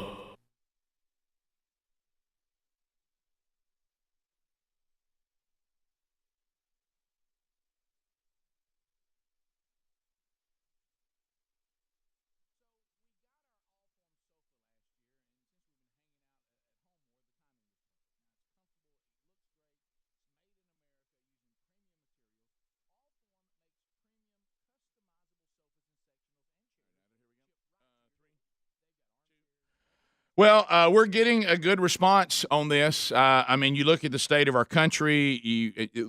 For the first time in years, had a conversation with my accountant, and you know what he says? Any income you can get before the end of the year, put it in this year. I got no idea what the tax rates are going to be next year, but I know what they are right now. So usually you're told, hey, at this point of the year, if you can push something to next year, push it to next year before you get it. You know what I was told? Get it now. Because we know, and we have no idea what is ahead. And some of you are saying, what are our options? We did a whole show about this. Where can we go if we're not going to stay in the United States of America? Well, let me introduce you to our friends in Panama. We can get you the American's Guide to Living and Retiring in Panama from our friends at International Living. It's 100% free for the audience. All you have to do is do this. And a lot of you are emailing me about this, so try to write this down. BuyPanamaNow.com/RickBubba. BuyPanamaNow.com/RickBubba and get your copy. Now, let me tell you some things that may interest you. You could be sitting on a beach looking at the beautiful water and a beachfront condo in Panama for about $120,000. It is the world's #1 wealth protection haven. Your health care about $2,600 a year. You can live there and live well on about $24,000 a year. So if you'd like to find out more about Panama, then go to buypanamanow.com/RickBubba to get your copy today of the American's Guide to Living and Retiring in Panama from our friends at International Living.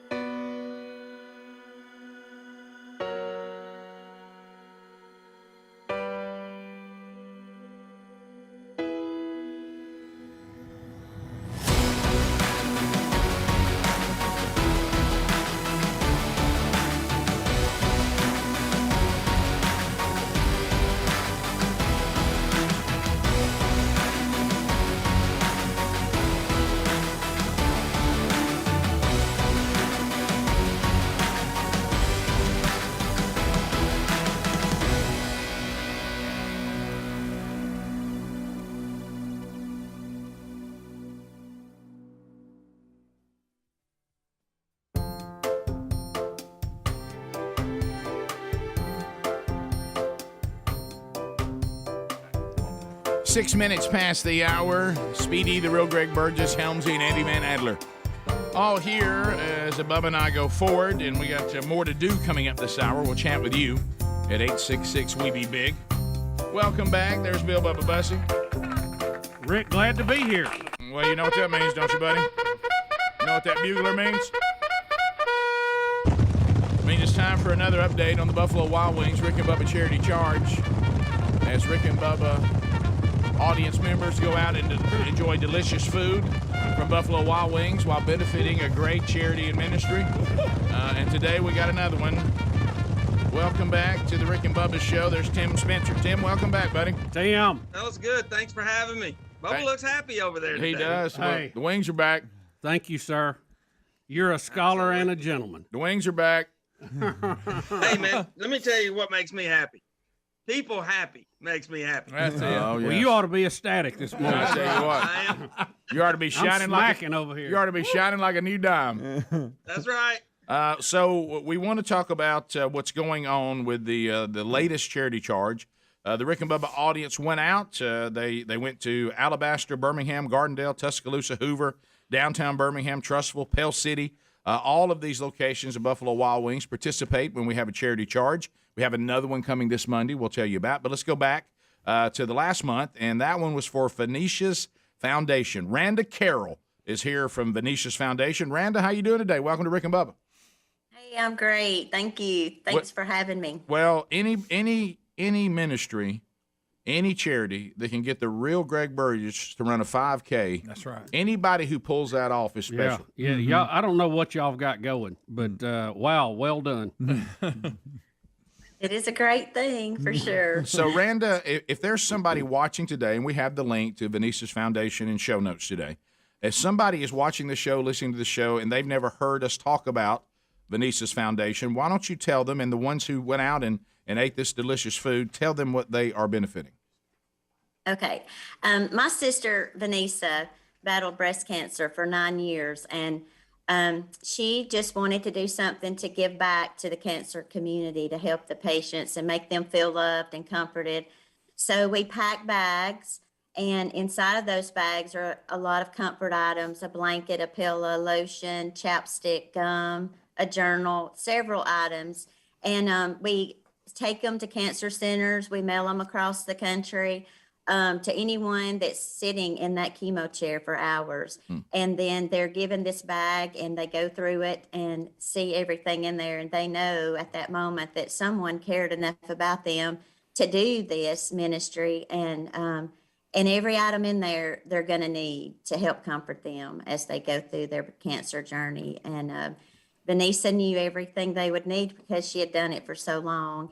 And she just, her legacy lives on through these bags. And I'm just honored to do it in her memory. No doubt. Yeah, that's great. Yeah, and there's nothing like, hey, I've been there, so I know the things I wished I had, and now you guys provide that. And Tim, the audience, they went out, they ate, and tell Randa what you have for her today.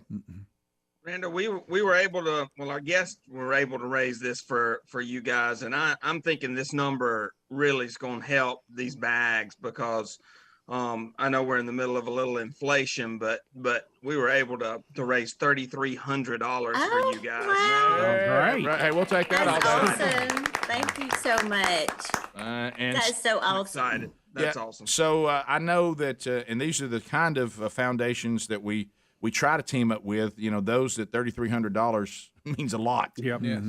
Absolutely. That's a lot of bags right there, isn't it, Absolutely. Rand? I mean, we can get. Yes, it is. It absolutely is. And we're so, we just had our crap run, like you were talking, and it's our biggest fundraiser of the year. And we raised a lot of money there, but between that and this, it'll help carry us through the slow times of the year. So I'm That's just awesome. very thankful to you, Tim, for opening this up to us to be able for us to benefit from it. And Greg for putting our name in the pot. Do you realize how many Thank you. people just dreamed that Greg would be their spokesperson? Oh, yeah. I know. I'm so honored. But the funny thing, when he came across the finish line, I introduced him to this little Collier. He was going through cancer at the time. And I said, have you ever heard of Rick and Bubba? And he was so excited. So I said, well, come here. And I introduced him to Greg. And the first thing he said was, Where's Rick and Bubba? I said, whether it involves running, they're not here. Greg. He said, hey, my name's not on the sign. That's right. You told him, say, hey, let me tell you something, little fella. You see Rick and Bubba running, you better join them. Yeah, that's right, because something bad is going down. My best time I ever. love Greg and Lisa, and I thank them so much for their support and y'all for allowing him to help us. Well, when you get a power couple like those two, but Greg, can I tell you something? We're talking about raising money and what everybody's done. It's not the time for you to throw in. That was my best time this year, by the way. Well, it was. I mean, I'm making a mental note. I've been running it 5 years, and this is my best time. Well, that's good. All right, so I've been training a little bit. Every year you race against yourself. That's right, Rick. That's the only person I can't you beat got to anybody beat. else except that lady that smokes. That's yeah. So, Randa, congratulations. Thanks for the work you guys are doing. Thank you so much. You're all the ones that make it happen. So, and also, we've put in show notes today because there may be people across the country, and we acknowledge that our Buffalo Wild Wings promotion is regional. So there are some people that don't have access to even participate if they wanted to. But you can now go to VenecisFoundation.org, and Venesa is spelled VENECIAS. Foundation.org, but that link is at rickandbubba.com in show notes, so that's the simplest thing to do. So, Randa, thank you for the work that you continue to do. It's really making an impact on people that, like you said, when they get to this point, you really want to know that people are remembering you and care about you. So, Absolutely. So thanks for what you do, and you are making your sister very, very proud. So now we move to this coming Monday. We got Thanksgiving week coming up. Monday is another opportunity for you to go to these same participating Buffalo Wild Wings. And, Tim, this one will be, and we've done this now for a few years in a row because of the time of year, this one will benefit Toys for Tots. Man, I like this one, guys. This is, like you said, the timing's great. We've done it the last couple of Decembers, and it's just this. I think this is a good year to really push this charity. Yeah, we do a lot of work with them too, and glad we actually did a little TV shoot with them yesterday. We sure did. It's great, good timing, and I know you guys will knock it out of the park, Tim. Well, we're hoping we can get. I know some schools will be out next week in the area, and just take your Monday and come out and eat some lunch or dinner at one of our places, and the money goes straight to the foundation. Well, the Marines have when they adopted this as their charity, that was a huge impact. So certainly you can have opportunities to go out and drop toys. We definitely have that in play. But sometimes the best thing people can have is to know some things like, let's say you got a lot of kids that certain toys are happening, and you look at the toys that were donated and you got them, and you think, we kind of have a gap here of a certain toy we didn't get a lot of. Well, now they can take the cash and just go get it. Mm-hmm. So yeah, and we've met with the Marines there the last couple of years, and I like seeing the smile on their face when they decide to push buggies through the stores, grabbing toys off shelves. Oh yeah, it's awesome. It really is. That is a special thing to see. So, Tim, everything okay with Buffalo Wild Wings? Y'all rocking right along?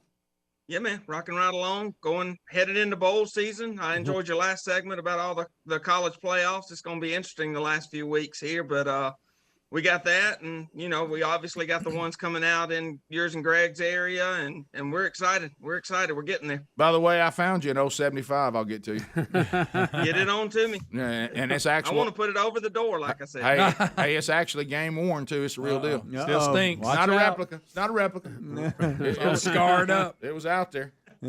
Probably 82, 81, somewhere in there. Play a little ball, Rick. Yeah, I just played a ball. So Tim, thanks a lot, and thanks to all of you that already participated, and you were part of that $3,300 check to Venesia's Foundation. But also get on your calendar Monday, go out to enjoy delicious food at these participating Buffalo Wild Wings, and you can help Toys for Tots, and that goes a long way. So be sure you go out and take part in it. Thanks a lot, Tim, and thanks Tim. Thanks for the food today. Yes, sir. Yeah, y'all enjoy yourselves. Thank you, guys. Thank you very much. We will. You don't have to worry. And Randa, thank you very much too. Appreciate you being with us. We'll come back. It's 15 minutes past the hour. 866-WE-BE-BIG is our number. More of the Rick and Bubba Show coming up. We'll try to get to some of your phone calls and continue to walk through the stories of the day when the Rick and Bubba Show continues. Rick and Bubba, Rick and Bubba.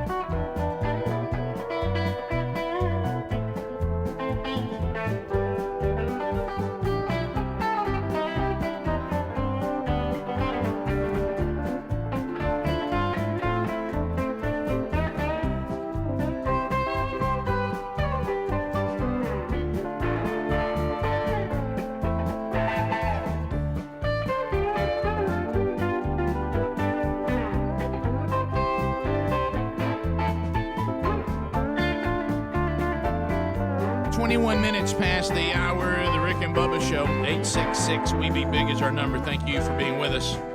Wednesday Bible study back today. Watch it live on YouTube. We'll do 1 Corinthians continuing today, chapter 14. And if you want to join us, you can. Or pick it up on your own time when it's archived soon after, and it'll be on our YouTube, our podcast channel. You can also find past Bible studies by simply going to burgessministries.com, click on listen, and they've all been archived. I think we were counting them yesterday. There's at least 5 years worth of them there. So in different topics and all that. So as we come back, one of the things I do want to say, Bub, before we get to this next video, and maybe y'all can help me, is it because of we went back to standard time and the time of year? Why is the Christmas tree not lit up when I get to work anymore? Have they turned the timer where it'll come on later? I noticed where it goes off quicker. Yeah. No, I noticed on Monday that half the lights were working and half the lights were not. No. So I think they've made the decision to cut them all off till they can figure it out. Okay, because when I was coming up those steps and there it stood with those lights blazing, saying, I would hum "Oh Christmas Tree" every morning. Yeah. Maybe a pipe busted. And now I walk up and it's just sitting there while it's still dark with no lights. That's kind of depressing. It really was. But anyway, all right. So we talked a little bit about the playoff and all this, and then we just did the Buffalo Wild Wings. You know, we talked a little college football and all that there, but we haven't played. The new thing is now, which I will go ahead and let you know this, I am no fan of. And that is the coaches dancing with the players. And I know that's become the new, hey, we're going to show the camaraderie or all that. You know, if there's an assistant coach in there dancing, that doesn't really bother me. When the head coach is in there, it makes me uncomfortable. So Leach. Especially when you gave up 40 to Samford. Yeah, 52. Right. So, 52, wow. So Leach, of course, I think is more in our camp. He's not a fan of it. And after their big comeback win, 40 unanswered points. Record-setting comeback win, Rick. I mean, you're expected to be a little... a little over the top. When you're down 28-3 and everybody's turning the TV off and people are leaving, and then you do 40 unanswered and come back. So the team, rightfully so, was very excited, and they wanted Leach to dance with them, and you'll see pretty quickly he is no dancer. But what's funny is he's being interviewed about it on his press conference, and he's telling us what happened. So here it is. A bunch of our players love to dance, and the music's going and all that, and then they try to get me to do it, and I was afraid they might dump something over my head if I didn't, like water and worst of all Gatorade, so I figured, I better comply, which I did. So I started out just trying to walk in place, and that was clearly not satisfactory with it. And then that wasn't satisfactory with my captors. I tried to bring the knees a little higher, and then I got the hands up to try to finish the deal off, and I do think I outdid Elaine on Seinfeld, but as soon as I thought I was safe to stop, I did, and let them have a great time. His captors. Apparently that wasn't satisfactory. So we put alarm action in there. See how much fun it is to win? Yeah, it is fun, especially like that. Yeah. And that was a bigger win than beating Samford. But so no disrespect to them. No disrespect none at to all. them. If you're Florida hosting Samford. Yeah. But if you're gonna dance, love the people at Samford. Back to your point you made earlier about Molly. Yeah, love the program at Samford. Love it. No problem at all. Of course, it's 1AA, and if you're Florida, you don't give up 52 points to them. No, I mean, good night. Good night. Look at that. Yeah. Who we scored 70? Yeah, you gave up 52, and you were behind. Yeah. That's good portion of the game. How about I'd go in there and tell none of them to be dancing? But I said there'll be no dancing in here by anybody. No, and this Baghdad Bob Bolin thing he's doing now. We're fine. What's everybody upset about? We all talking about we're in trouble. Fired a couple of coaches. We're good. It was fine. Probably we were friends before that. Ooh. 20 years. That'd be a tough fire for both of them. Right. I don't know. I will be shocked if Mullen stays at Florida. It'll be shocking to me. I heard he's going to Jacksonville State. Could be. Well, hey, there's availability. You remember the great Tim Wilson comment? Anybody need a jock strap? We got a spare. Jack State's got room for a place to go. Yeah, of course, they don't want Samford to score 52 on them. No, they don't, Rick. That's a good point. Just saying. Yeah. You can't stay there giving up 52 just as ever. No. But anyway, so and I know that, but that's funny. That's Leach is hilarious. He is. Here's what's so funny about Leach. Not only a historic comeback, 40 unanswered points, but also beat Auburn up so bad they took their quarterback and their field goal kicker and put him in the hospital. Yeah, right. I mean, good night. Hey, bodies laying everywhere. I mean, you can't even have a quarterback and a kicker. But let me go back to this. Even the kicker? Who hit the kicker? All right, so His onside kick. There was Greg. There was only one time in Little League history, and I guess what do you call sixth grade? Is that Little League, middle school ball, whatever? There was only one time that I coached in youth football or whatever. Only one time in any association with football did I run the offense. Only one time. Okay, and I'm not kidding. This offense that Leach runs, he looks like the way I called plays in. This was me. I did the same thing he did. Rick, it's not all the fancy stuff. He's kind of got a crinkled up piece of paper. Look, he goes. Yeah, holds up one or two. This was me. I would stand on the sideline. My little sixth grade quarterback. He had 1, 2, 3, 4. That was just the number. And I'd look down and go. And he'd look down. He'd run too. So has Leach not got a board behind him with Anwar Sadat or somebody on it? No. He's got a little old folded piece of paper. Where did you pull that name out? I don't know. I know who because it it's is, always but something weird always on. Greg, look, here's Leach. Leach will stand there and he'll even look confused for a minute. And he'll scratch his face. Look, and he'll go. Rick. It doesn't. You know how some of them will have like this giant piece of paper. Oh, sure. And they get it laminated, and you can, Rick, and you can see all kind Covering of their colors, mouth. all kind of colors on it. And everything. And look, they're out there calling plays like this right here. He never covers his mouth. You He know? never covers his mouth. And he looks like he's got a folded up napkin going. I think what's He does. It's just a number. Can I tell you what I think is even more impressive? And young Will Rogers just goes, got it. Yeah, and he got it, and Evidently, then, he knows and what then he means. signals to all the receivers. You know, this. What I was like, my gosh, what's going on here? All Leach all did- from one down. All Leach did. And go. All Leach did was look bored and hold up a number one. And what's Or this? two. Hey, what Here's is the this? spanner, here? right? Okay. That's it. There's not three people beside him going. No, there's none of that. And he taps his And his wearing forearm colors a that don't lot. even apply to the team's colors. Yeah, I right. guess I might So know. maybe all I know that. you want to be seen. I get Apparently, it. all that's not necessary to score 40 unanswered. Yeah, we didn't know that.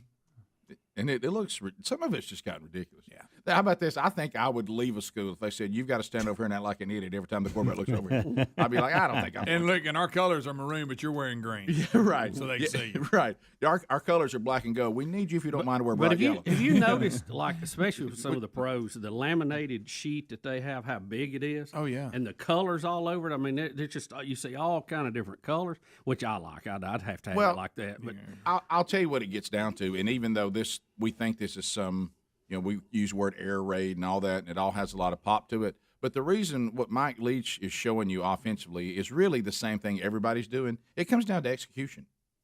Do we execute? Because they were running the same offense first and second half. Do we execute it and do we block? Yeah. Do we execute it? And critical. Did we run the right routes? Did we make the right throws, the right check downs, or did we block? And when they do, and Rick, they score a lot of points on people. When they don't, they don't. And when you run those routes, it is so important.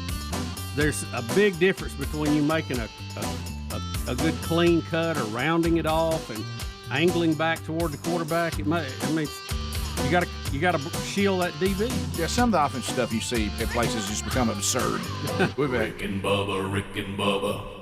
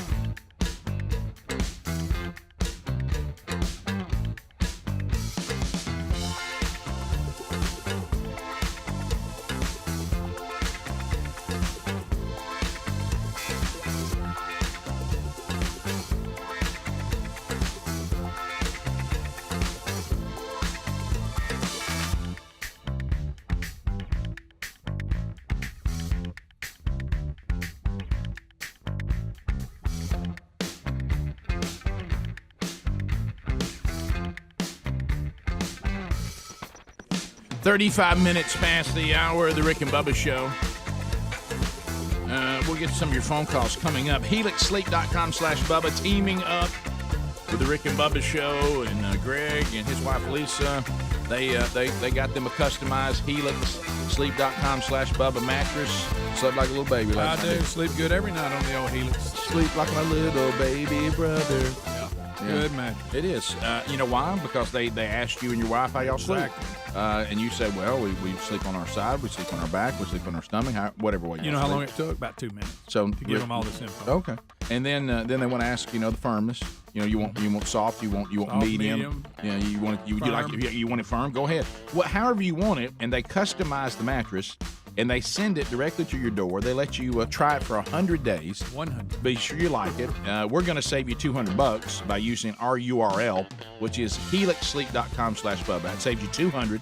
You get a 10-year warranty, and I mentioned the 100-day free trial. So go to HelixSleep.com/Bubba. Tell them what you prefer in a mattress. They'll design it. They'll send it to your door. You'll take it out of the box. There we go. And then you try it, and you're going to keep it. You're going to love it. So also find a link at rickandbubba.com. under the sponsors. Now, Rick, I've got to bring this back up again because I mentioned it yesterday, and I don't feel like y'all gave me enough on it. Okay, you're saying our enthusiasm was not what you expected? No, I mean, we're going to have a partial lunar eclipse. Oh, here we go. Early Friday morning. We're back on the eclipse. Yeah. And it's the longest one we've had in 580 years. That's kind of a big deal. Is it going to look different than any of the others? No, it'll be a blood red moon, and I think there's going to be one little sliver of sunlight still getting to the moon. Well, I'm going to get to enjoy it for at least an hour. Of course, on my way to work. Yeah, of course. This is when the sun, moon, and the Earth all line up together in space, assuming they're all round balls. Bubba, Amanda's trying to get me fired up about it. She sent me a text a couple days ago. And let me give you an idea. Think about this. It has not happened in 580 years, which means that it would have been 1440 the last time it happened. How about that? Christopher Columbus was not even born then. He was just a gleam in his dad's eye. I don't know if I want to trust something from that far. That who's keeping the record then. There he goes. Well, the computers can do that. Well, I don't know. Look, that's recorded history. Now, when you start talking about a billion years and a million years, then now you got some grounds. We got recorded history back then. Yeah. Remember old Christopher Columbus? He kept pretty good records. Could have been off of Dad too. Mm-hmm. So, well, we'll say over 500 years. Yeah, well, it's almost 600. It's been a while. It's going to be the longest. So here's the thing. It will be 3 hours, 28 minutes long. It'll start right at midnight. It will peak about 3 o'clock in the morning. Right as I'm leaving. So you'll get to see it coming in, Greg. How about that? I hope I don't crash looking at it. I was looking at the moon this morning, and it's going to be very visible. It'll be in a good place. Yep. So I'm going to have to take a few pictures. I'm in, Bubba. I'm in. No. You're going to make an effort to get them to see this? Absolutely. With the time you got to go to work. I mean, you got to get up anyway. Yeah. You don't have to get up that early, do you? I'll tell you but I will. I'll get up a little early. It's weird to see the moon turn red like that. Now, the solar eclipse. It's red all the time. I see it red a lot. Orange. When the sun blanks out is really weird, and we had that full eclipse a couple of years ago. When y'all went on, now that is weird. Yeah. I'm gonna tell you that was eerie. That is weird. This is not that weird. I took a strong look at it, and everything seems to be fine. Just didn't even know. There's another one coming up in a couple of years. You can't help but look at it. I think it'll be visible in Dallas, so that would be a good place. No eye protection needed on this one, Greg. No, because it's not. This is good. I remember working during the day when one was happening, and we were told not to look at it. You have to look at it. You can't help it. Yeah. Well, get your welder's mask. Well, we had one of my buddies brought a welder's mask like a goob, but and he made fun of it. It's kind of weird because it's like extremely bright middle of the day. And then it goes to almost dark. All the lights are coming on. Dogs are barking. Mm-hmm. Chickens are doing their thing. It's just crazy. So what you're saying is chickens doing their thing. That's for a solar, not what's when coming they do up their Friday thing. night. But you're saying what you're really telling us is the lunar eclipse is not as big a deal. It is and it's not. It's just one's going to be in the daytime and the other one's going to be at night. But it's still kind of cool. Yeah. There he is. Oh, there's where we were up there. Let's hear audio, Rick. Rick, look on his head. Well done. Yeah, did he hear your statement just a minute ago? Yeah, well. Did you see the picture? I rest my case. Look. Long shadows and serious no shadows out here. That's what's so strange about it. serious. Being serious, forgot he had a. It is noticeably cooler to me out here now. Y'all tell? Look how excited he is. Oh, Willie Ralph. Adler was with us. Oh, yeah. What time of day was that? There's Woody. Look at it getting dark. Afternoon, lunch, wasn't it? Lunchtime. Right. Did you go, him? Ham? Did you feel left out a little bit? No, I was asked to go, actually. Okay. But I just, with kids stuff, it's hard for me to get there. I was scared. Yeah. Yeah. I was, that is impressive. That Now, is. Red Moon, I see them all the time. Yeah. That is Big impressive. orange moon. I see a big orange. Rick, you hear everybody oohing and on. Now see that right there. Now that's something you go, wow. It is. That's a phenomenon right That's the solar eclipse. there. Yeah. Ooh, little man. Look, Adler shares in your enthusiasm. Yeah, it is. Look at that. That is awesome. That is pretty cool. That is awesome. Now that I would like to see. This red moon, I'm probably going to forget this even. This is crazy. Now, unless I'm mistaken, that's a round ball that's causing a round shadow. Yeah. On a As a matter of fact, sun, when they gave you that profile look of you Look at and that. the moon, I thought, Yeah, that's what you I can't think be. we're making Don't our look point. at it. Don't look You know at what I it. mean? I think we're making our point. Yeah. It's, That and I know skip we lunch. covered this. Is anybody on record Sleepy. for being blinded by an eclipse? Sleepy. Yes. There's people on record. Yeah. Right now, they're because of that. Well, They were normal. Now they can't see. They weren't blinded, but they forever now have a spot out in front of them. Oh wow. Yeah. He's I'm- acting like he But does. the lunar eclipse has it. It's kind of cool too because I mean we've been at the beach before when one would happen. We just sit out on the beach and watch it. It's pretty cool. The most difficult one for me, and it was in the 80s, is that I ended up with I had a tire problem, didn't know I had, and I thought my car just wasn't running good. And I got over on the side of the road, and it was a beautiful, I'm talking about clear day, and above me it was going on, and we're not supposed to look at it. And I'm out there working on that tire, and I'm going to look up so bad. When you're a kid, I was scared to death. I would run from one house to another because I was afraid I'd look up. I would look at it through a cereal box. Yeah. We had football practice one time, and I was Pinhole. hoping they would call it off because of it. Because you know how you hated practice. Oh, we were yeah. out there. They told us just don't look up. Yeah. Okay. No, I know. I thought I said we're going. I had a practice day. They're going to call it off. No, they didn't. I know the programs you played in. They ain't nobody calling that off. No, we gotta get ready. But you could got call off for an eclipse. I don't think you could have got. I When you- believe. when I you don't want to believe. have practice, I you're don't trying. believe we could have had a practice called off for a terrorist attack. I tell you what didn't do it. Tornado warning didn't do No. it. Just keep right on practicing. Uh-uh. They didn't care about us coming over. Lightning. Nah. We ain't delayed a game yet. We ain't delayed anything for lightning. Nothing. Nothing. I mean, it could be popping in Different the parking time. lot. No. Yeah, Now, growing if it's up, I don't within 100 remember it. miles, they shut it down Oh, for 30 yeah. minutes. Sure. And, oh my gosh, Sure. we got another strike. That's 30 more. I know. Ain't nothing more miserable than that. No, it's not. Just call it. Yeah. Or keep playing one. Then. Did you hear about the more one in people North killed by Alabama? lightning, the tornado's great. We're also putting styrofoam on top of our helmets at practice now. That's true. Doesn't that look good? Yeah. Our Sure granny's quilt. There was a high school playoff game last. I guess was it last week or week before where a team traveled up to North Alabama yeah. and they couldn't get the lights Hewitt to work. and Bob Jones. Yeah, and they sat there and sat there and sat there, and finally the city said, "All right, we're gonna have to move stadiums." And They started they at packed 10. up in their buses, full uniform, had to break down everything and go to another Kicked stadium off in at town. 10 p.m. See, what I think I would have. I think what It I was cold, too. Yeah, I think what I would have done there. Are we just against playing this tomorrow? Yeah. Well, We'll you go think- to- we'll I think it was Well, when you they were think- all here. Yeah, and Let's you just had get it Hewitt done. Trussell's the Birmingham market. They had to travel, so if Yeah. you're spending the night, now you got all that. Right. Yeah, they actually just changed stadiums. Yeah. Went to a different I stadium. saw a picture one of the players showed me, and they were in full uniform, helmets on, sitting in the bus, just trying to get to the next You know stadium. that was Boy, that's tough. That's a tough one. Yeah. Yeah. So that you talk about a huge inconvenience. That's a big I one. mean, for so many people. Yeah. You know, think about how many people were hassled by that one. Yeah. I bumped into one of the recruits at the UAB game. He said they got in at 2:30 a.m. Oh, yeah. Golly. And it was an 11 a.m. kickoff at UAB, and they had to be there A little early. sleepy. And he looked a little sleepy. Somebody's a little bit sleep. All right, we'll come back. Let's talk with you next. 866-WE-BE-BIG. All 10 lines are available. Bubba, did we have more enthusiasm that time? I liked it a little bit better. We'll try it again tomorrow. Rick and Bubba, Rick and Bubba.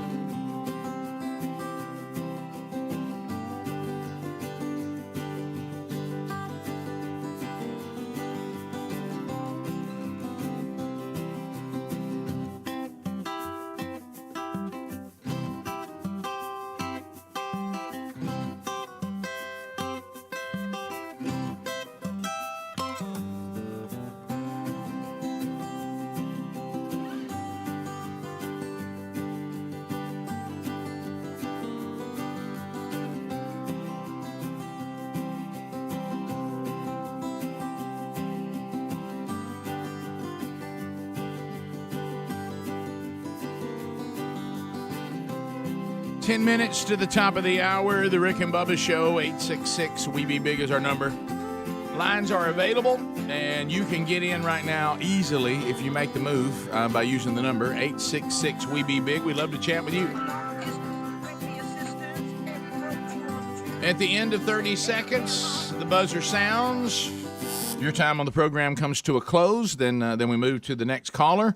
Looking at some of the things you need to know in the O'Reilly Auto Parts upcoming events tonight. Helmsy headed to Madison, Alabama, the home of 100.3 The River. He'll be speaking at Man Church tonight. New Life Chapel, they're doing the men's discipleship strategy from themanchurch.com. A speaker tonight, Mr. Helmsy. So have a great trip. I may go by and see the Wilburns before I get there. Come on. Yeah, there you go. Go see Mom and Dad. Go by, love that. Go by and check on Mom and Dad. Let's do it. For some reason, Speedy won't give me their address. Right. Well, I'll give it to you. It's just not close to where you're going. Right. That's right. Well, you never know. Speedy, he's got it set up over like he likes it. I know. I mean, he's afraid you may go over and eat some of his sister's food she's probably cooked again. Well, I don't want to tell my parents about it because then they'll be really looking forward to it. Right. And then when something comes up, you can't make it. That's right. Needs to be just a surprise. Yeah. Let's go to Chris in Athens. Drop in. Yeah. Chris, welcome to the Rick and Bubba Show. 30 seconds. Buddy, you're on the show. Awesome. Hey, fellas, listen, I was just wondering, in line with what y'all were just talking about with the lunar eclipse and the red moon and all that kind of stuff. Have y'all seen the Robert Breaker video? He's a guy that kind of breaks down prophecy and stuff like that and how he kind of wraps in Old and New Testament prophecies of when Jesus is coming back and trying to pinpoint all that. This video called Jesus is Coming Soon. It's a little bit of a long listen, about 50 minutes. But is this the blood moon thing? Yeah, it's the blood moon thing. Oh yeah. I heard about it. I haven't seen it, but I have heard, and I've seen various commentators on the blood moons and all that. So yeah, we've seen several of those. Yeah. So can't really line up with it yet. Well, completely. It's I'm good enough to know certainly these things can be interesting as long as you don't go down the hole with them. But we know that nobody knows the day or the time. That is established, so we're done with that. So that biblically is incorrect that anybody's going to tell us what day it is. Yep. But Jesus said the season. You will see the seasons and you will see birth pains. Now what that means on his timeline, only he knows. But I do know this, and this is kind of the way I've been living my life in recent history, is I'm closer to my death or his return today than I was yesterday. Yep. And in my lifetime, one of those two things is going to happen to 100% of the people that are in the sound of my voice right now. You are going to die of something, or Jesus is going to return. So that we know for sure. So that's kind of how probably is the best way to live your life. Let's go to George, but those things can be fascinating, interesting, no doubt. George in Georgia. How about that? George, go ahead. Hey, guys. Hey, George. Hey, guys. Hey. Hey. Hey. Talking about playing pranks on your kids. Well, my son was 17 years old. He played football and baseball. Wasn't much into cars like I was. But anyway, wanted to change. He said, I want to learn to change my oil, Daddy. So I said, okay. So we got him all started how to do it. And at the end, he says, I said, all right, now put oil in the car. He said, do I need to shake it? I said, absolutely. You got to shake that motor oil. So he sat there and shook 4 quarts of motor oil. And afterwards, I said, son. He's referring to shake it up. In the kickoff hour. I mentioned that JC's baseball coach. JC has been really struggling with shin splints. Oh, and so anyway, his coach told him if he wears shoes to bed and sleeps in shoes, that it strengthens his ankles and takes pressure off his shin and all the muscles and all that kind of stuff. And his coach asked me, it's hey, not April. Could you run with that a little bit? And so last night I continued that. That's good. Which I don't know if he slept in his shoes or not, but he had early mornings, so I'll know after practice. But I said I feel bad because I kind of was going along with it, but he seemed to be kind of taking it, I think. Like, I hadn't heard that. Yep. I'm like, yeah, we did that growing up. That's funny. Okay. So wear your shoes to bed. Let's go to Lloyd out of Birmingham, listening to 104.7 WZZK. Hello, Lloyd. Lloyd. Hello. Uh, Yeah, I love Rich. had a question about football.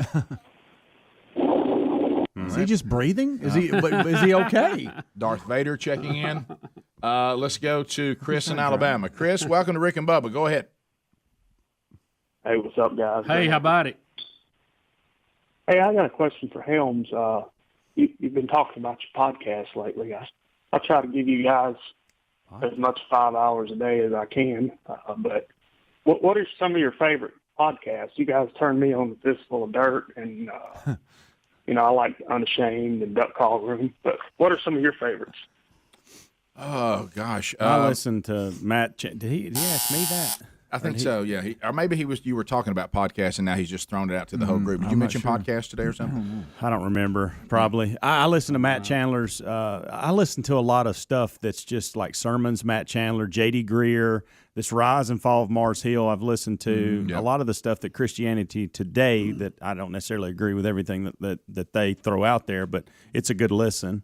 I always listen to Colin Cowherd on sport. If I'm gonna go sports, that's where I go. I agree with about half of what Colin says, but I like the way he does his show, and so I kind of listen to that. That's really it, I guess. I got an Andy Stanley leadership podcast. I'm looking at what I listen to every week. My little library here. Yeah, that Rise and Fall of Mars Hills is a good one. Yeah, well, this last episode is a dandy. Yeah, I'll tell you one that's very interesting, and this may catch you off guard. Something you should know. And it's just an hour, 48 minutes of just things that you don't think about all the time, and but you should know these things. It's very interesting. It's just a different. The guy's voice kind of soothing. Yeah. I always listen to Rick and Bubba University podcast. That's a great one. Try to get that number one. Can I give you the list of the ones I get, Rick? Yes. Okay. Right. Fistful of Dirt. Is on there. Yeah, of course. All right. Amateur Radio Newsline. Oh my. The Rick and Bubba Show. ARRL. That's the Amateur Radio Relay League. Okay. Weather Brains, Rick and Bubba University, Ham Nation. Ham Nation. That owns me. I've got Off the Air, Untold Rick and Bubba Experience with I forgot Ryan and Greg. Well, so has Ryan apparently. Yeah, I know. He ain't put a new one out in a while. I know. Well, he's pretty busy. That's the way most podcasts turn out to be. It is the hardest. Turn part. into work. Well, the pandemic caused a lot of people to start podcasts, and then they've all of a sudden had to go back to work and do some things, and they don't do it anymore. Well, it also goes back to what we said. What's the hardest thing? Keep it going. Is you have to do another show. You have to do another show. Yeah, and that's when the ones that last and then the ones that don't. Yeah. After we get past a lot of the ones, some of the ones y'all have mentioned, I find myself going into criminal investigative type podcasts. That is pretty like popular. unsolved mysteries and stuff. Yeah. Those scare me. Yeah. Some of the ones. Speedy, I think you'd like Weather Brains. That's Greg. There you go, Greg. By the way, Greg, as our cleanup and trying to get ready for the new studio, I found something for you. It's a signed Dale Jr. hat. There you go. Huh. You can wear that. You can wear it at your next remote at Hendrick. Yeah. So something. And I'm looking at mine right now too. I got Rick and Bubba University, the podcast. You may have heard of it. Yep. The Rise and Fall of Mars Hill.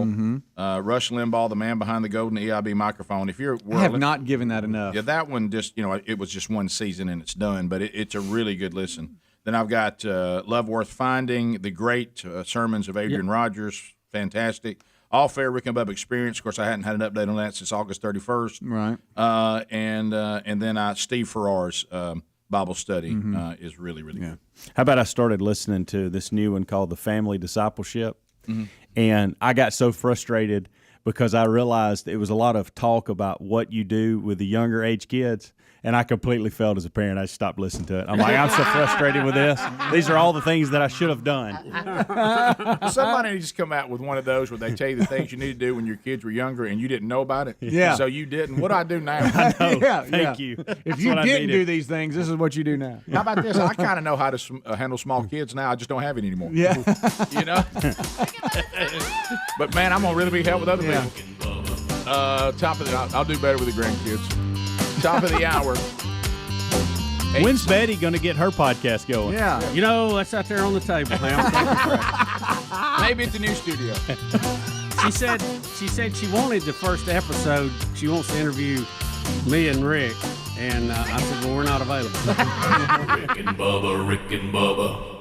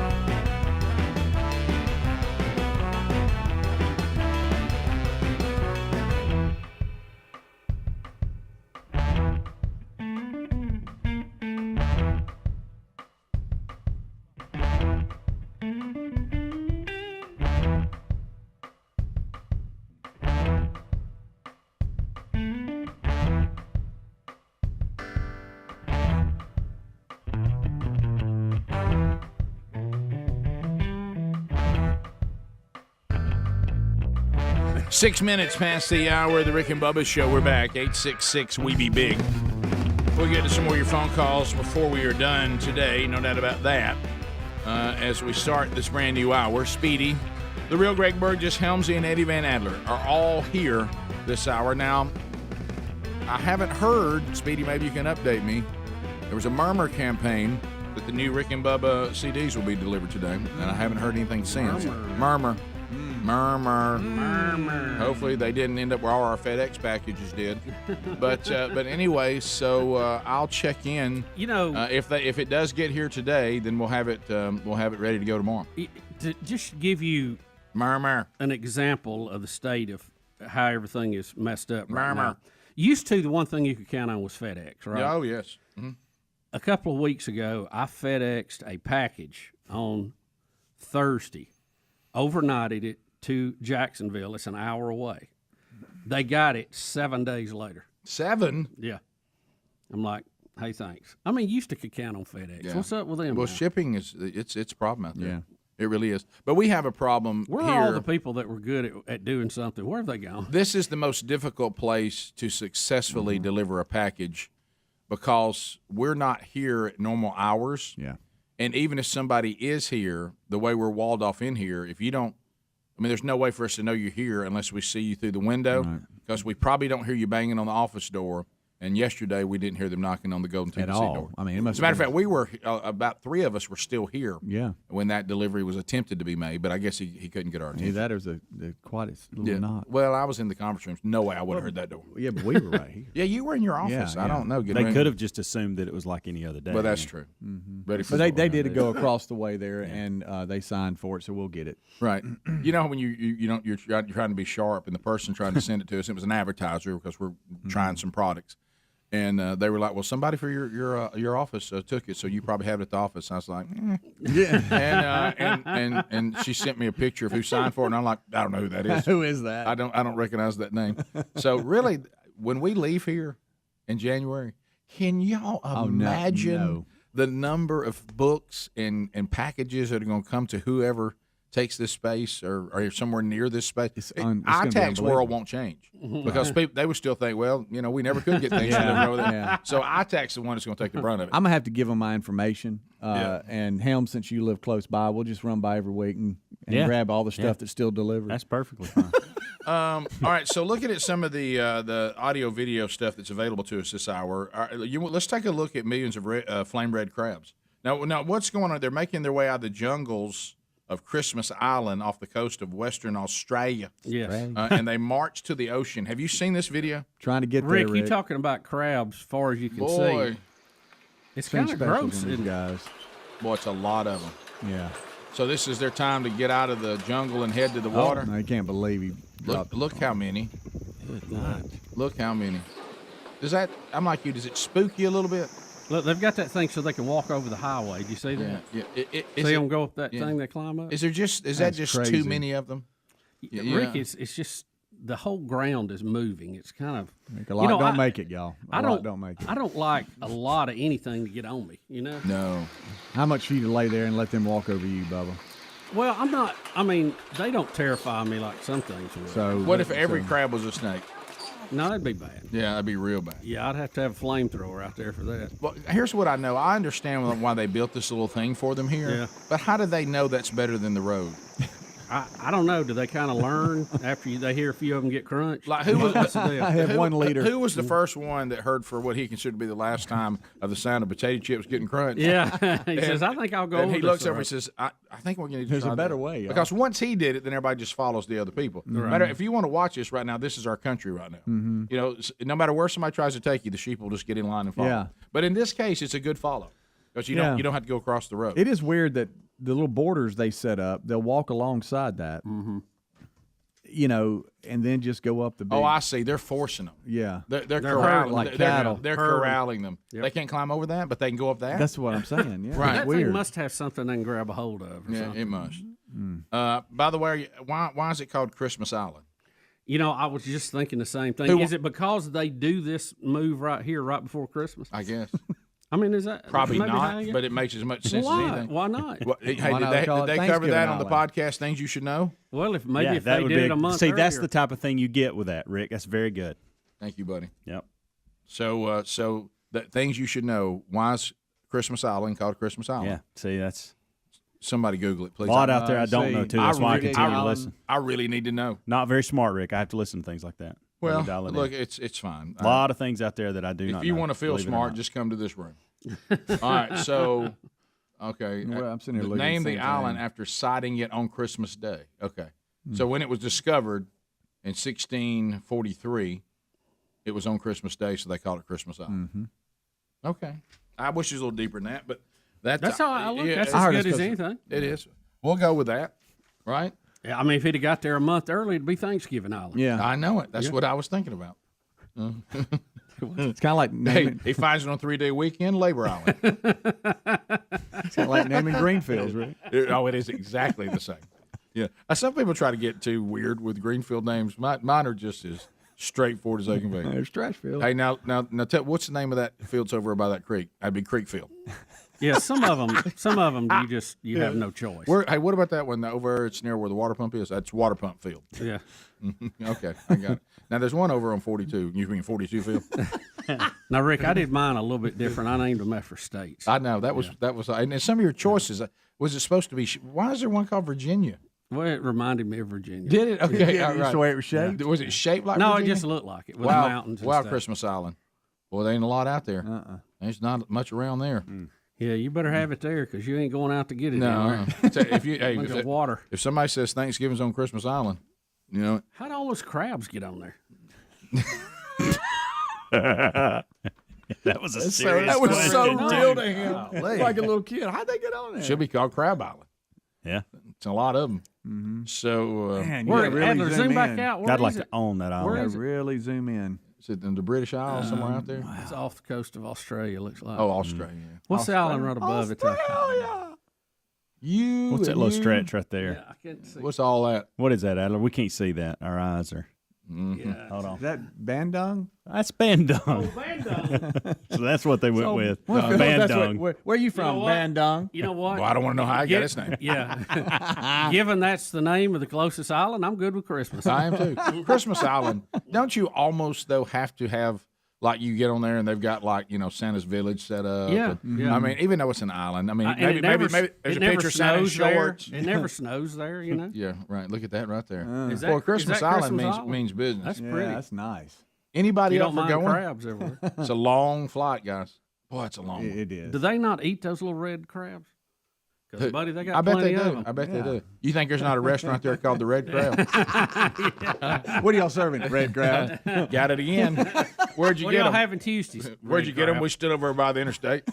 Scooped them up Scooped with a them up. shovel. Took them off a ramp. Took them off a ramp.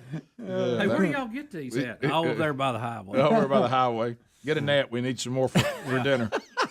We got a big party coming in. Somebody get the shovel in a bag. But you know what I mean? You land on, but listen, you land on Christmas Island and there's like pictures of Santa in shorts. Yeah. Oh, yeah. Like that's like his getaway or something. You'd have to Like do reindeer under a beach Yeah. tent, Oh, you know, yeah. a Oh, beach look at that. umbrella. Absolutely. Look at that. Probably sharks everywhere. Can't even get in the water. A steel drum band plays Christmas songs. You notice there's no tourists in the water. Rick and They didn't play us. How about that? Where we got to land to get to it? Bandung.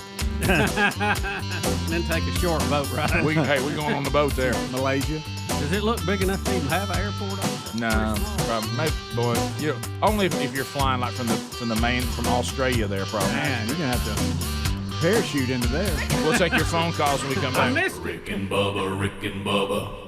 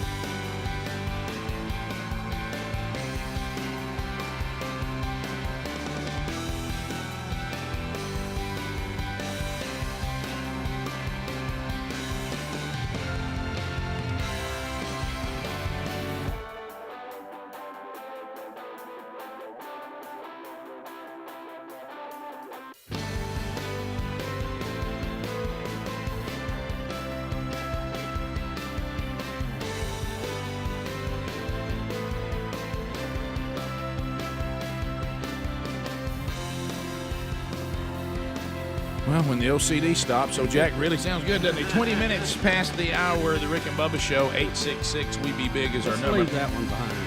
I'll pull that down. Maybe when the old CDs go, you don't know. Sometimes I use CDs, sometimes I do the streaming. The CDs are easier to play as far as radio works. Yeah. But, they've been over a while. Yep. You know? Bubba, a couple things, and we'll get to more phone calls right now, but we do want to give you a couple of updates. Astro World, that tragedy, here come the lawsuits. Here comes a doozy today. Awful event, what happened there. Live Nation, also Travis Scott, Drake, and Apple have been hit with a $750 million lawsuit. So they got Travis Scott in there, they got Drake in there, Live Nation, of course, who is a promoter. And Apple, I guess Apple's part of promoting this too, I guess. That's how they're getting pulled in. But they're all being sued, and they're stacking them up. There's all kinds of lawsuits, but the biggie right now is one that lumps them all together for $750 million. Yeah, Rick, there's going to be a lot of lawsuits on that. Get ready. This is probably not the end of that. When 10 people are dead, including a 9-year-old boy, I wonder, even though a 9-year-old should be able to go to a concert and not be killed. I'm not saying that, but I look at the lineup at Astro World and I look at the crowd and I'm thinking 9-year-old. I know. But anyway, a 9-year-old should be, if their parents think it's okay, ought to be able to go to a concert without the risk of being killed. Yeah. So when anyway, do you think that motorboat will get on by us? I hear that. Can you hear that? What is that? Astro World was streamed live on Apple Music, so that the event was live on Apple Music. There you go. So that's what pulls them into it. Okay, thanks, Adler. To the phones we go. Joshua in the great state of Alabama. Joshua, how you doing, buddy? Good. How you doing? Good. Hey, just trying to stay in it. Been on the phone for a while. Well, I know. You start thinking about your day. You've been on there a while, so we do need you to pick your energy up just a click. Yeah, make it count. While you paid a high price, right. Make it count. You have it now. The air's on your face. You're running free in the field, so go right ahead. Yeah. Hey, just wanted to say real quick, you know that guy you had with the whiteboard behind you with the beard, yes. Robert Breaker or whatever his name is? Nobody should be listening to that guy. Oh, that was the guy that called in about have we seen his documentary kind of thing. That guy, and they put him up on the screen for a little while. Yeah. Yeah. So I'm doing the live stream, then the YouTube. Just saw the picture of him. I'm like, oh gosh, what are they having that guy on Rick and Bubba for? Well, a caller just wanted to let. Yeah, a caller brought him a caller up, mentioned have we ever seen it? So it's Adler's job if someone brings up a topic, if there are images that will show something with that topic. Video assist. Yeah, and we did. And then we went into, after that, our view on how to look for the return of Christ and biblical prophecy. So I think we pretty much cut the legs out from under it when it was brought up, but and we acknowledge that we're not familiar with him. Well, hey, real quick, nobody should listen to that guy. He is a King James only guy. He's a dispensational guy, which is part of my crowd, which is the reason why I'm calling. Nobody should listen to that guy. He's a heretic, false prophet, all that kind of thing. He's looking sharp. One of the things he preaches against is, you shouldn't pray to be saved. Repentance is not a part of salvation. Wow. And that is, if that's not complete heresy, I don't know what is. Right, yeah. So should we listen to him or not? And then yeah, definitely not. And then there's another thing, too. I set aside an hour today. I'm just wondering. Right. So no Joshua Big. Yeah.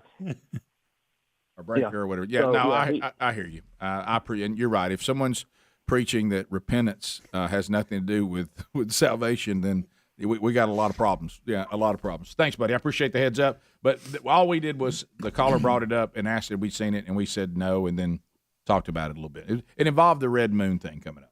Because I know, look, there's books, but they are people, but they are insert twist on the blood moons. Look, there's the times that we have signs and wonders in the heavens. Absolutely. Or it's just a part of this wonderful world that has been created. Jim, welcome to Rick and Bubba. Go right ahead. Jim. Hello? Yeah, buddy, go right ahead. Yes, I was interested in knowing if any of you fellas have heard anything about improvements being made to the Alabama state docks. We're paying some gasoline tax increases to fund infrastructure improvements, and I haven't heard anything about any improvements being made. Now would be a great time to have some increased dock capacity with all the infrastructure issues we've got. Jim, can I tell you this? Thank you for sounding the way I wish I did. Great voice. Yeah, good voice. Why That's are a good you doing voice. what you're doing for a living and I'm doing what I'm doing for a living? You should have my job. I haven't.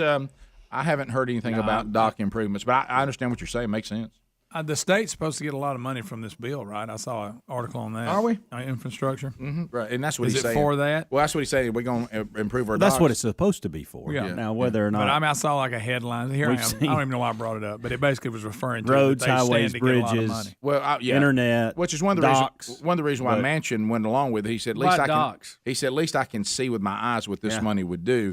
Even though debt is debt, but I mean, he's saying at least I can see how that can be used. The second one looks like a little more of a gray area, but you guys make the point, and Jim's making the point. When government money comes into your state, if you've ever been around chickens and thrown corn on the ground, Rick, this is more like vultures on the side of the road. Or really, if you look at it, really more like pigs. And you have just dumped something in the slop trough, buddy. They are coming for it. Watch it. Let's go to Jacob in Alabama. I think I heard that on the podcast. W2 Capitalist. Yeah, he got it in. Let's go to Hey there, Jacob. guys. Hey, buddy, go ahead, man. Hey, two topics real quick. First one on the government thing. I guess if it's anything involved with the government, you got to give them some time. They're very slow with their job. Boy. But topic two, podcast. The Way I Heard It by Mike Rowe. That's a good one. It's my favorite I like podcast. him. It's a Paul Harvey style stories, true tales. Oh yeah, we interviewed him those are about good. that. We talked about it. We interviewed him about that. Oh, Those yeah. are good. Yeah, we did. It's been several months ago. But yeah, What's it called? Perfect. All right. The way I heard it. The way I heard it, I forgot about that. You're Hey, the way right. I heard it. That's a good one, Jacob. Thank you very much. I got to pull that one up. Yeah, I don't think I'm looking to see. Last time I looked, there wasn't a whole lot of updates. Ray Maybe he's got back in the game a little bit. Hazel Green, go ahead, Ray. Hey, Ray. Oh yeah, yes. Green retirement acres, buddy. Dang, I'm glad to hear it. Congrats. Remind me to tell you a funny podcast thing that happened to me. That's right. So, Christmas Island. Christmas Island is named Christmas Island because the British explorer Captain Cook landed there on Christmas Day. Yeah, now that part we covered. Yeah, that we did get that answer, but that's all right. Go ahead. So the second thing was back when they pushed the interstate through New Orleans East through the swamp, the crawfish used to migrate across the interstate for several years, and Lord, did it stink. But eventually, after getting run over a bunch, they figured out to go through the culverts. And I don't know if they figured that out or if just all the ones that migrated across the interstate got killed. Somebody tried a new it way. may have been a little natural intervention there. Haley, welcome to Rick and Bubba. Hey, good morning. Hey. I'm calling. I listened to the podcast on Saturday with Brad Edwards. Yeah. And I just wanted to let everybody know that book is awesome. I ordered it Saturday after I listened to the podcast. It came in the mail yesterday, and I think I'm going to have to order some more to give as gifts. It's a good idea. Especially if you just got. You don't even have to be a Bama fan. If you're just a fan of college football in general and trying to look at the numbers of that, the Saban era. And how about Brad's a super guy and a really interesting story about being at ESPN and all these very much. So, well, Haley, I'm glad to hear that. That's kind of how it's all supposed to work. All right, bottom of the hour. We'll be back, 866-WE-BE-BIG. We continue to unpack the stories of the day. There'll be other opportunities for you to join us by phone as well. When the Rick and Bubba show continues, right after this.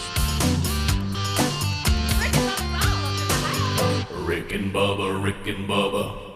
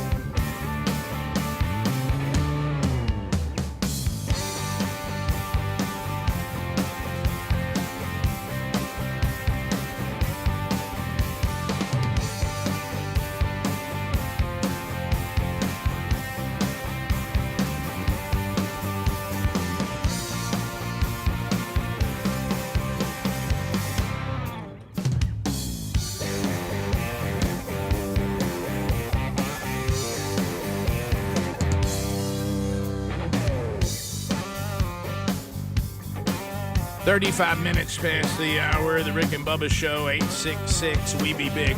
Christmas gift ideas. How about a box of awesome? Wouldn't you love to be able to say that? So, what are you thinking about a gift idea for so-and-so? Think I'll send them a box of awesome. So a box of awesome's got you covered, and they're going to ask some questions about you if you're getting them for yourself or if you're using those as a gift. Boxofawesome.com's got some questions to figure out whomever's receiving the box, what are the things they like. And then inside that box, there'll be stuff in all kinds of different categories. It's free, super easy to sign up. You can skip a month, you can cancel anytime, no hassles there. Each box costs about $45, but they'll be guaranteed to have over $70 worth of gear on the inside. Outdoor gear, camping gear, travel stuff, even some cool fall styles can be put in there. Some great gift ideas, gadgets, that kind of stuff. So go to boxofawesome.com. Use the code Bubba. We get you 20% off the first box. We love them. We've gotten a few of them here, and we all keep grabbing the stuff out of it and keeping it.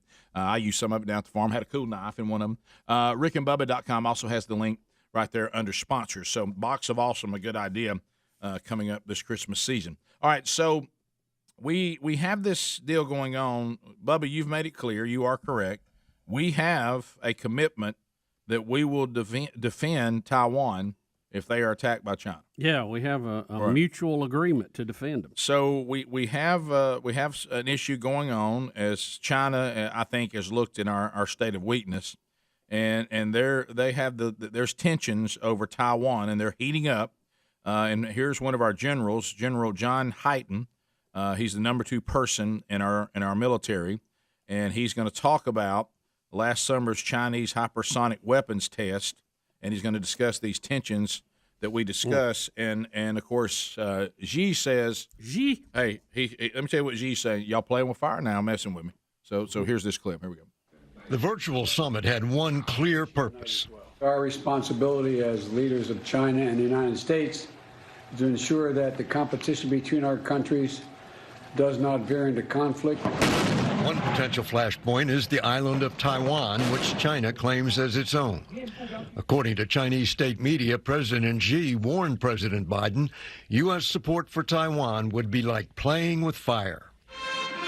Behind the rhetoric is a Chinese military buildup which includes hypersonic weapons that can travel more than 5 times the speed of sound. They tested one last summer that literally went around the world. That's a very significant capability that has the potential to change a lot of things. So we have to be very concerned about that. But again, Vice Chairman of the Joint Chiefs, General John Hyten, the number 2 person in the U.S. military, described the test in an exclusive interview with CBS News. They launched a long-range missile. It went around the world, dropped off a hypersonic glide vehicle that glided all the way back to China. That impacted a target in China. Hit the target. Close enough. Unlike a ballistic missile, which travels in a predictable arc, a hypersonic weapon maneuvers much closer to the Earth, making it harder for radars to see. Combined with hundreds of new missile silos China is building, Hyten believes the Chinese are developing the capability to launch a surprise nuclear attack on the U.S. Why are they building all of this capability? They look like a first-use weapon. That's what those weapons look like to me. So now we're being told that we're playing with fire with what we're going to do. Now, remember, President Biden, we're going to play the old clip first. They were asking if he and Xi have a good relationship. And Biden says in this old clip, he is not an old friend. He is not a friend. And then you're going to see in the second part where Xi calls Biden old friend at this virtual meeting. So watch the contrast with this. Ducey will be talking about it. Here we go. Is there going to become a time where you might call him old friend to old friend and ask him to open up China to the World Health Organization investigators who are trying to get to the bottom of COVID-19? Let's get something straight. We know each other well. We're not old friends. It's just pure business. Good to see you, Mr. President, and your colleagues. I'm very happy to see my old friend. Don't you know that was on purpose, too? That's look. I got to give G props. That's funny. Rick, do you? Hello, old friend. And we're not old friends. The China history is very complicated, but as Yeah, I it is. understand it, the reason Taiwan is such a sore spot, Taiwan used to be part of China, as we know it. But when the communists took over, they never conquered Taiwan, which was the capital of China.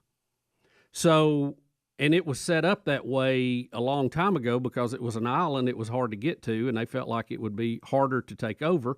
So the capital of that humongous country is that little island sitting about 80 miles off the coast.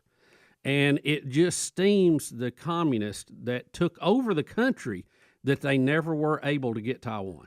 And now they want it because they say it's part of China. Or more fairly, the people in Taiwan should say China belongs to us. They were the capital. Right. Yeah, imagine if Washington, D.C. was on an island out in the Atlantic. Yeah.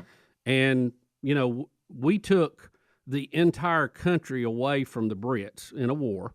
Okay, and I'm not doing a moral comparison. I'm just doing a military comparison. But the Brits still owned Washington, D.C. That's what they're saying. But in this case, we're the good guys. Taiwan's the good guys. Yeah. Because they fought the communists. Yeah, I see. So I wonder how's this going to all play out? How about the communists got the entire island and could not get Taiwan? Isn't that something? That is. That it's remained, and see, they want it. It's like a black eye to them that they didn't get it. Well, if you're Xi, do you want to be the one that gets it done? Oh yeah. Well, it's look. China is on a 100-year plan. We've heard that. If you have someone who is of Chinese descent, they can explain this. And I've talked to a couple of people that were pretty knowledgeable about it, and they see themselves as the predominant people on the planet. Okay, size-wise, economy-wise, number of people-wise, all that. And it kind of bothers them that we've had this little eruption, if you will, of Western civilization that came in and upset the apple cart and made all these discoveries and, kind of shot up out of nowhere. But they just consider us and our lifestyle and our culture a blip on the radar. We're going to go away. They are going to become the dominant people on the planet again. Now, that's what they're telling me. And it looks like they're working to that. They know they're behind militarily, so they have been working very hard to catch up. They knew they had to be an economic power. They did that. So you see how this revolution has taken place even after the communists took over. Yeah. Yeah, I got in a conversation trying to get some background on that, too. It was at a Chinese restaurant until the woman interrupted me and told me she was Korean. Right, and right. Then I just said, well, okay, never mind then. I'll have the Mongolian chicken. So. Good choice. Yeah, so. And see, like the Great Wall of China was, you couldn't defeat that until the airplane came along. Yeah, and it kind of outdated that. Yeah, so yeah. you see they've been in place several times. I mean, they have been an organized group of people with recorded history even before biblical times. Yeah. So they've been around a long time. So, us folks in the West shooting rockets off, landing on the moon, splitting the atom, coming up with an airplane, this is all kind of upset the party on the big picture. Well, if you think we're just going to be a blip on the radar and move on, you probably see our current state and go, see, I told you? Well, that's Right, the yeah. point. They don't think that... They'll wait you out. And this is part of the communist intellect thought. They don't think people can govern themselves, that we will eventually destroy ourselves or paint ourselves in a corner or just be... That you got to have somebody who's in charge to dictate to everybody how to live your life. That's their concept. And it, sadly, at times, you go, well, maybe, I don't, Right. But, I think we'll go with we the people right now. Well, the problem is there's just so few, if any, earthly true. They have their runs, and even they have bad runs. Right. Benevolent kings.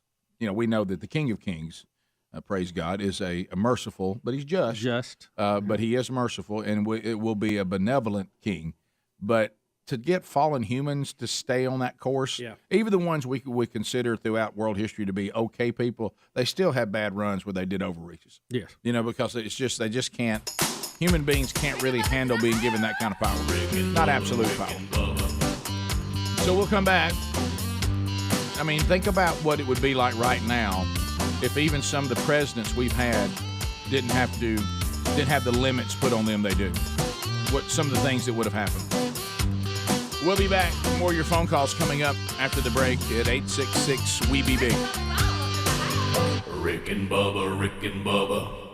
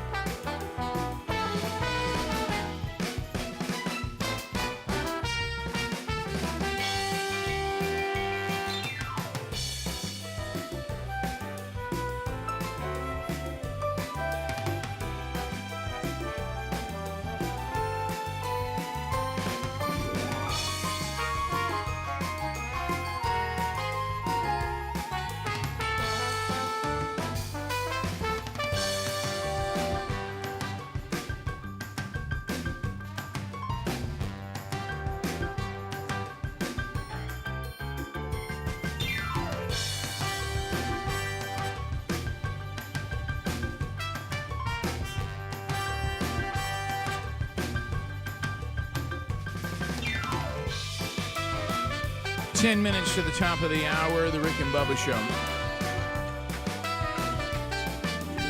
As we make our way back, your phone calls are coming in at 866-WE-BE-BIG. We'll start with Oliver out of Athens. There's room for you if you want to get in right now. Oliver, welcome to Rick and Bubba. How are you today, sir?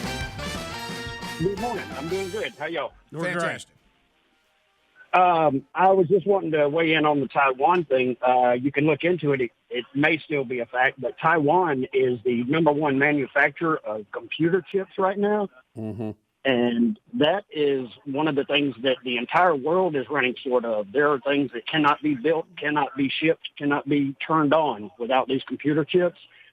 And Taiwan, like I say, last year it was a fact. I don't know if it still is, but semiconductors, computer chips, they are the number one manufacturer. So that's a huge motivation to want that control of that economically and so forth. So that'd be a pretty good reason in my book, as far as I can see. You know, one of the things that I really think the U.S. needs to concentrate on, and not so much all these silly things we're worried about now, about 8 different genders and all that stuff, is from a strategic defense standpoint, we need a thriving semiconductor business here in the U.S., okay? We need to build chips here. Right. We need to build medicine here. Everything else we could probably negotiate on. There may be 1 or 2 more things I'm not thinking of. Some of them's got to make that top list. Medicine and chips we got to have. I mean, the manufacturers, you know, you saw during the pandemic all those cars that were sitting out on football fields and pastures and things just because they didn't have a chip in it. That's right. I mean, they won't run without a chip because the computer runs the whole thing. Yeah, there seems to be where is this the logistical? Hey guys, there's certain things we can't depend on other people for. By the way, we gotta fix that at home, and I know it'll be more expensive here because of the pay situation. But look, we got to have chips. We got to have medicine. Let me say this, Bubba. Okay, another one I would put back on the list: fuel. Yeah, let's do that. Well, we can do that. We have. Well, done we did that. it, and I enjoyed it. If we just wouldn't shut everything down. Who gets into a room and says, "I tell you what, I think we need to do." As soon as our administration gets in charge, we're going to be done with this energy independence. Well, here's the problem. You have Biden. How do you even sell that? You have Biden, and he needed this far left, progressive bunch out of the Democratic Party. He needed that coalition to beat Trump, so he had to placate to them and try to work them into the system somehow. And they have one agenda. They want no gas, no oil, period. Right. They don't want to pump one barrel. Well, now, here's the beauty of that. They are thinking we don't want cars that burn because it's destroying the environment, right. Okay? Yeah, right. But we use oil to make plastics. If you're going to build lightweight cars that can be run on batteries, a lot of it has to be plastic, okay? We use plastic in everything. Medical.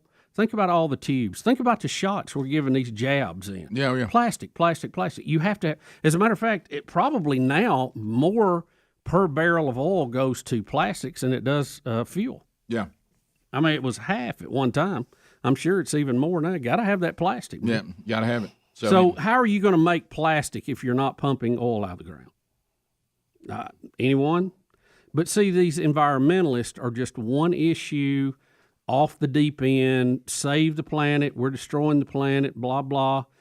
Whether you believe it or not, that's all, and they don't care about what the repercussions are. They don't care if they don't have a job, they can't eat, whatever. We want to destroy the petroleum industry completely from one end to the other. And Biden had to go along with some of that to get elected.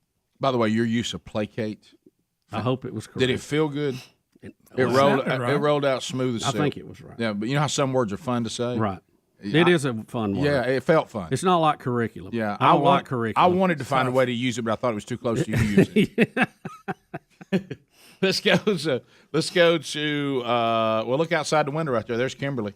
Hey, Kimberly. Hey. Hi, how are you? Hey, Kimberly. Where is Kimberly? Right over there. See her way over there? Oh, okay. I was looking all. Yeah, there's people outside watching. Yeah, you didn't want feedback. Yeah, I get you. That was a smart thing to do. Much smarter than bringing dogs here. But look, there they are. Look at them. They're already. She got dogs in the leash. That's Elsa and Olaf. Oh, okay. Well, so y'all's 20th anniversary today? Yes. And this your husband over here? Yes. So Kimberly and who? Mike. Mike. Happy Kimberly anniversary. and Mike. 1, 2. Happy anniversary, baby. I got you on my mind. So thank y'all for being here I today. have been waiting a whole year for that. And there you go. And thank Congratulations. You hey, remember, always have low expectations. There you go. That's great. Thank you, Thank Kimberly. you. And I'm glad you guys are here. And we've got another couple out here, too. Look right over here. There's another bunch. It's their anniversary, too. Happy anniversary. Is it, right, that was for y'all, too. And this guy over here. Look at here's somebody behind the helms. That's old Billy Ray. Yeah, that's old Billy Ray. All right, let's go to the phones. Let's go to Baker in Kentucky. Baker, They're welcome. looking around like, where? Yeah, Baker, go ahead. Hey, morning, fellas. Hey. Hey, Rick, I'm concerned about you going deer hunting with the kids. I think it's great, but I think you left out one little detail in your story. What's that? You went around in the ice cream truck to find these kids, didn't you? Well, I mean, whatever it takes to, hey, it's youth hunt. I need kids. Yeah. No, that was great. And I was there in case coyotes or anything came out. You never know. Well, Rick, you don't just let kids go in the woods. No, you can't. You got to be there to instruct them, look over You got to them. be there with them. Take care of the Let's go to Cliff in Auburn. Cliff, welcome to Rick and Bubba. I had a comment on what Bubba was talking about plastic to produce electric cars. It's there's also been multiple studies. It requires more oil to produce an electric car and a charger for the electric car versus a vehicle that runs on gas for the life of the vehicle. So you burn more crude oil in the process of doing the life of an electric car versus the life of a gas-powered car. I've never seen that. It wouldn't surprise me, but I do know this. Are you talking about in charging it, or where is that actually? The plastic and the charger. You're talking about everything that needs to build it. Everything that goes into it, from the building of the car to the building of the charger that you put in your garage or whatever. Okay. Right. Yeah. The total process, you use more oil on an electric car than you do oil on a gas-powered car. Yeah, the reason why I wouldn't doubt that, and that's interesting. I don't know. The cars to me seem to be very similar, other than just the engine or the batteries. But I guess the batteries are plastic too, right? Well, that's what he's talking about. But let's go back to this. Do I believe that feel-goodism is always short-sighted? 100%. Yes. It's always short-sighted. Yeah, you get rid of. We don't need oil. We get rid of oil, and you just get rid of these cars, and we all go electric. We don't need oil. No, we're gonna need oil. I mean, blah, blah, blah. Let's go to Riley in Huntsville. Riley, go ahead. Good morning, Biggins. How are you? Good. Hey, Riley, how you? Man, I'm fair to middling. Good. Hey, I had a question for Helmsy. All right. I was curious if I could hear his man-eating coyote story, and I was wondering if he ever got his Tetris shot. Man-eating what? Coyote story. Man-eating coyote story? No and idea. Petri shot? I feel like we're. I feel like coyote. It all sounds Coyote. You can't say coyote. Is he asking about what happened with Bubba's? I don't know. I'm Wait a minute. You confused. can't say coyote? No, it's hard for me to say. Coyote. Well, I just avoid any subject that had that in it. What would you say instead of coyote, though? That's where he runs into a problem. Wild dog. Dingo? A dingo. Try it. Was this guy saying coyote? He was trying right? to. Maybe he was kidding. Okay. If you can't do no better than that, just. I mean, look, There are words we can't conquer. Let's admit it. no, you're right. I try to avoid. No, you're right. Yeah. They're And right. I don't want to relive that story. It was How about embarrassing. him just cocking out It was here? embarrassing. I thought a coyote was after me. It was a Datsun. Rick and I know. Bubba, Rick and Bubba.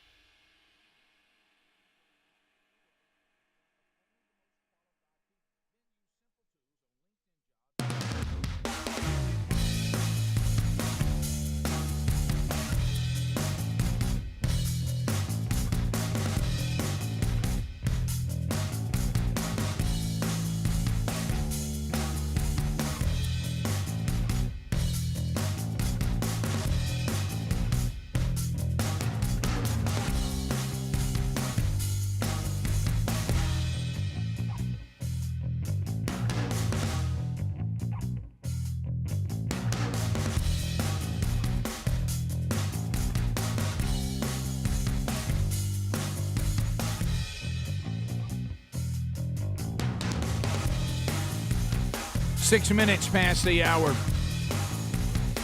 We are all here and ready for another hour. Wednesday Bible study back today, noon Central Time, 1 o'clock Eastern, on the Rick and Bubba YouTube channel. And you'll get to watch it live or catch it on the archive on your own time on the podcast and YouTube channel.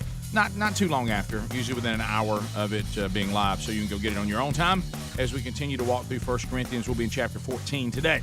All right, so Bubba, we do have a COVID update today. COVID! Yeah, one of our least favorite topics.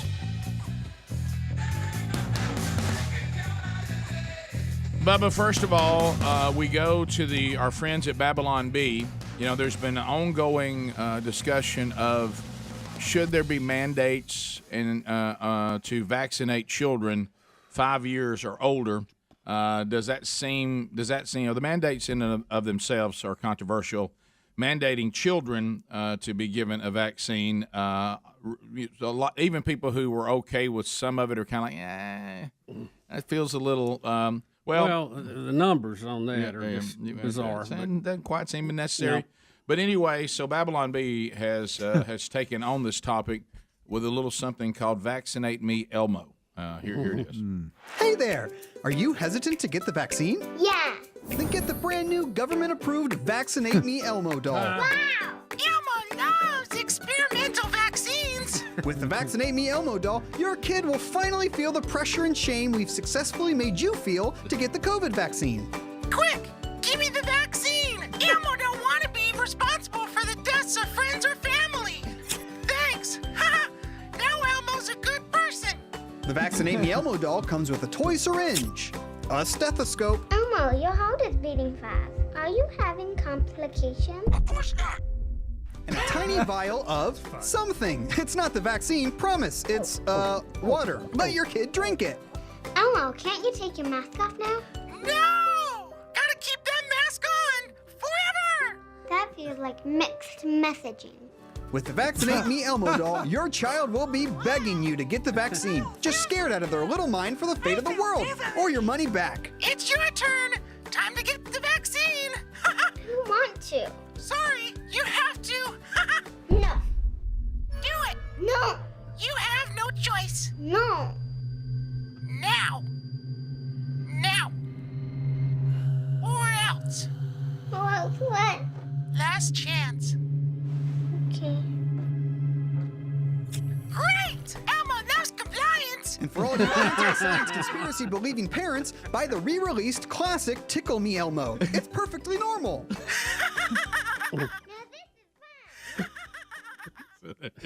Oh my! That is good. That's a good one. Elmo loves compliance. Gosh, that's good. You can't beat that. That is good stuff right there. Oh, that's a good one. All right, well, now we Speedy have to Elmo. something weird happens on The View in our COVID update today. Uh-oh. I'm not familiar with Jedediah Bila. Is that right? Bila? Jedediah. Anyway, apparently she at one time was friends, or seems to be, with the panel on The View until she shared 100% factual COVID data from the CDC's own website, and they cut her off and said she can't be on anymore if she's going to keep doing that. Wait a minute. So here we go. Wait a minute. Okay, Jed. So let's discuss. Let's address the elephant in the room, because you were supposed to join. You were supposed to join us in the studios weeks ago, but you couldn't because ABC has a very strict policy. You can't get into this building unless you're fully vaccinated. Everybody in this room knows that and is vaccinated. But you made a conscious decision not to get the vaccine.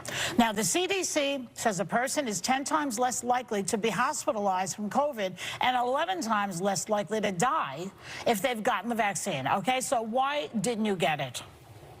Yeah, so my story is a little bit unique. I'll share that first before I get into those CDC numbers. But remember, we have only a certain amount of time, Jed, if you want to get everything in. I have. So I want to let people know why I'm not there. I have a medical exemption to the vaccine that's been written by my infectious disease vaccinated specialist in New York City that's been co-signed by 3 other doctors. I'm not a candidate for this vaccine. I also have sky-high, multi-tiered, multifaceted natural immunity, very, very high, that has also been proven, it has been shown, and it is substantiated by letters from these doctors. So for me, personally, this vaccine poses a greater risk than a benefit. I'm also not a risk to any of you. I know there's been a lot of debate about that, but I have these doctors who've gone on record with that as well. So my point about all of this is that I am not anti-vax. What I really want is for people to make these decisions for themselves. I want every one of you to sit with your family members, to sit with your trusted doctors, and to say, what is the best decision for me? However,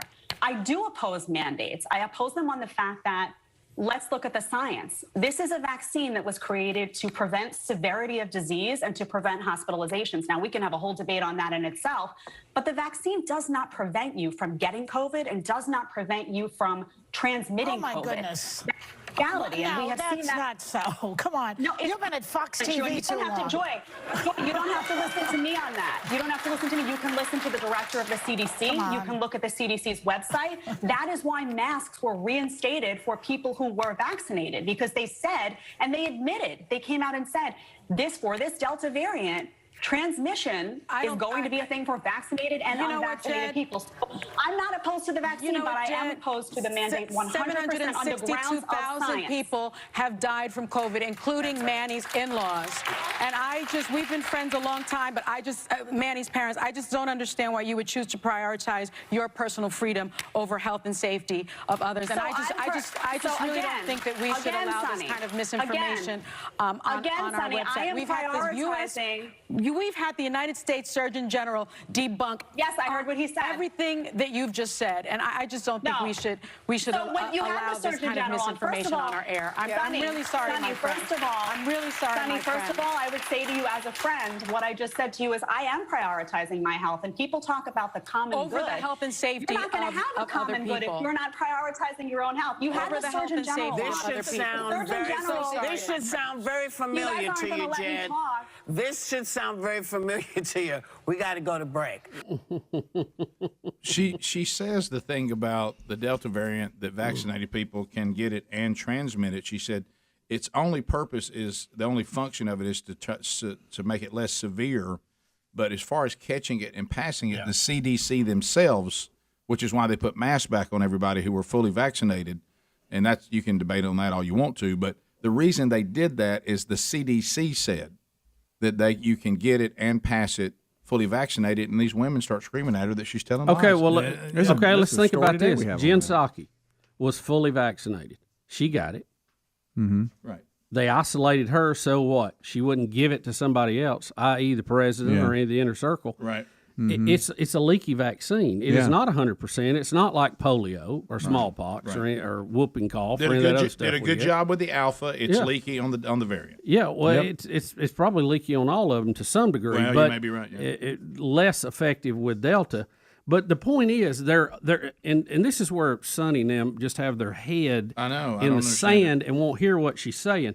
There are people, I know this is shocking, that have special medical problems that this vaccine can cause them to die. Right. Especially those that have problems with blood clotting, factor 5, factor 7. Right. And if you don't know that you have that problem, maybe you've never had the problem, and the vaccine causes your blood to clot, guess what? You can have a stroke or a heart attack. Right. So look, that's fine. And the vaccine does help. We're not anti-vaccine, but don't just say that everybody ought to get it. There's some people that any vaccine, it could hurt them. Rick, we know somebody that died from the flu vaccine. Absolutely. Because they had a special situation, that they had an allergy with something that was in that, and it caused them to die. Right. Just a few days after they got it. Right. Sad. Rare, but sad for that family. Right. It does happen. And if she has identified a problem, what I heard her say and what Sonny accused her of saying was two different things. I don't think she was pushing the freedom issue as much as she said in her case. She has factors that she doesn't need to get that, and I don't know what they are. I'm not defending that. But when she said there's breakthrough cases, and then the panel's like, "Oh no, well, look, we have countless stories." They basically told her that cases. you're wrong, and that's incorrect. Well, you can't get it in Here's a story right here. Is it Derek Howell? I say his name. Here's Derek Howell from Dancing with the Stars, fully vaccinated. Hey, everyone, I have some news to share. I want to hear it straight from me. Even though I've been fully vaccinated, I've just been diagnosed with a breakthrough case of COVID. Just found out I'll be doing the things I need to do. Just like isn't he did. he the star? Isn't he one of the judges on Dancing with the Stars? Yeah. And So to has say been a there's dancer not. on there before. Yeah. Him and his sister. So Isn't Ben Roethlisberger on the COVID list, and doesn't he have any fully vaccinated? Yeah, and he's on Dancing with the Stars. Look, no, but I'm just saying he's on the COVID Well, list. I mean, we just had Let's follow- others do that. I mean, that's not uncommon. let's No. follow all the science. By the way, the Surgeon General is not the final word on stuff. He's kind of the front man for what the other ones decide. Yeah, I doubt he's doing a lot of research. So look, you don't just because you say there are people who can't take the vaccine does not make you anti-vax. You don't have to give that up. We'll be right back. Rick and Bubba, Rick and Bubba.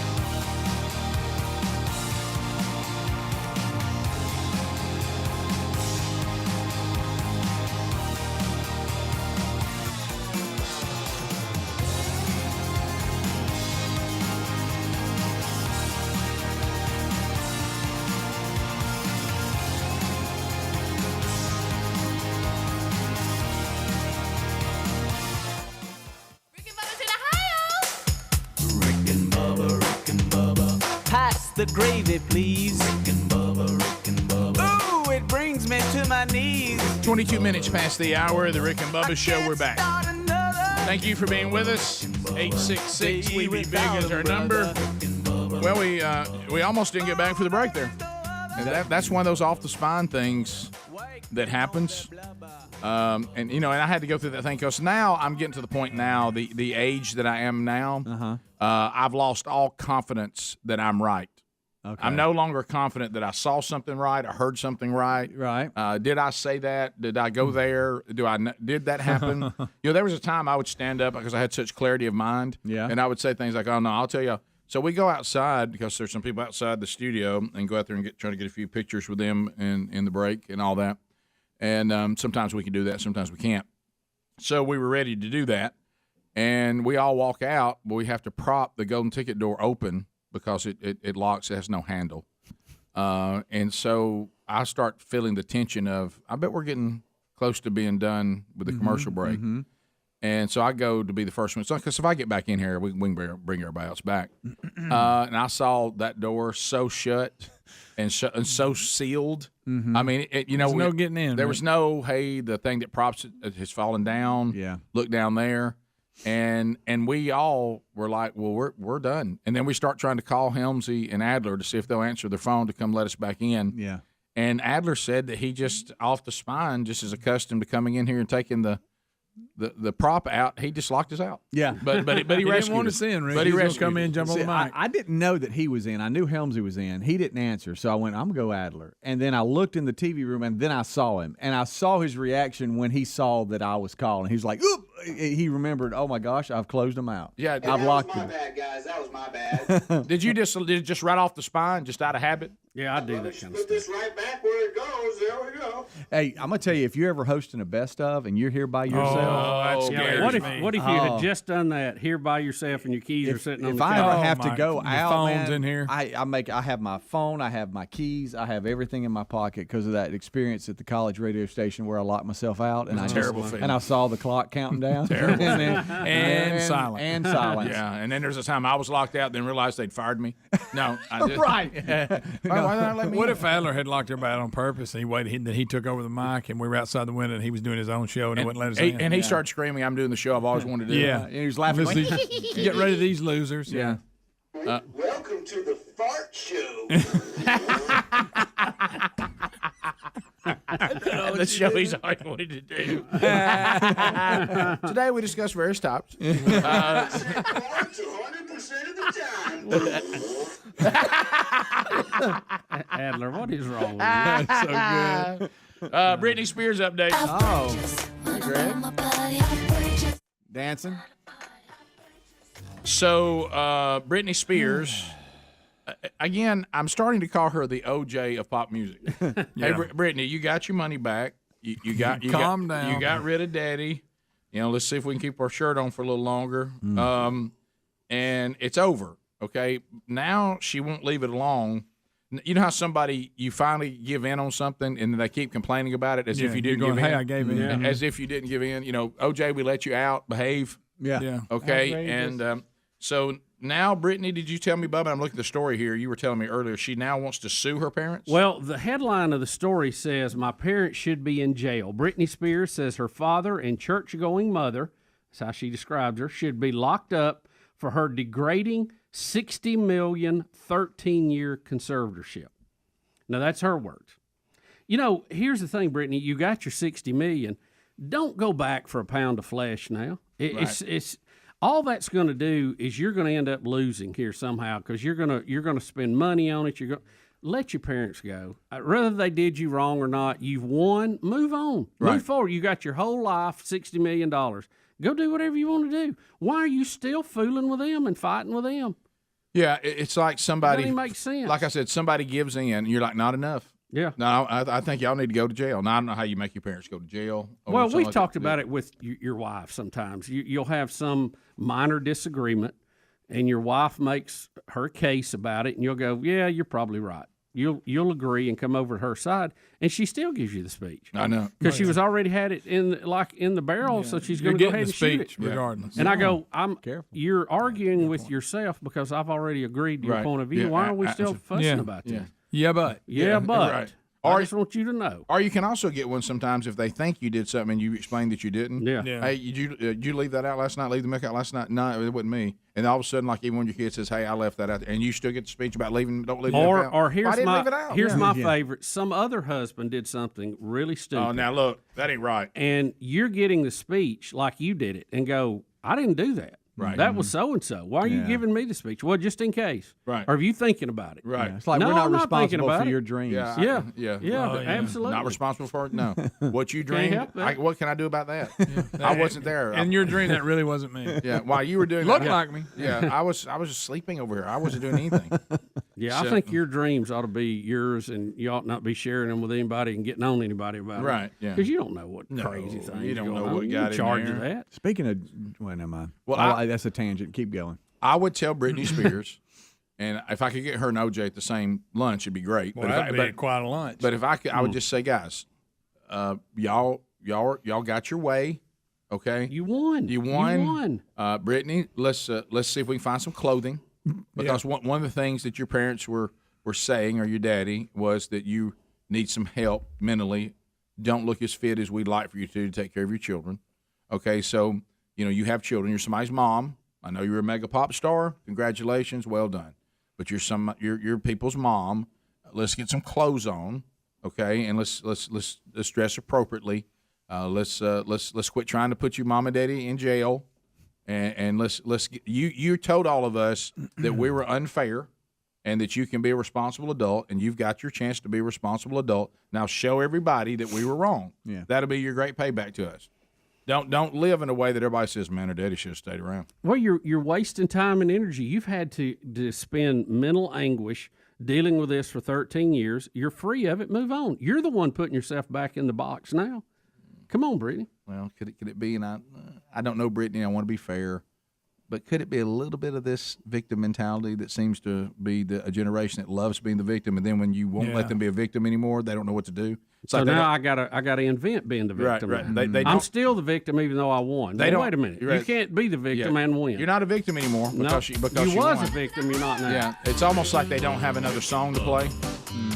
Uh-oh, nobody's keeping up with my every moment now. Nobody's got free Britney outside my house. Yeah, I gotta start something. Because I am free. It's yours. Here's the keys. You seen how many Twitter followers? 36 million. Can you imagine? Outrageous. Can you imagine? Your phone calls are next. Rick and Bubba, Rick and Bubba.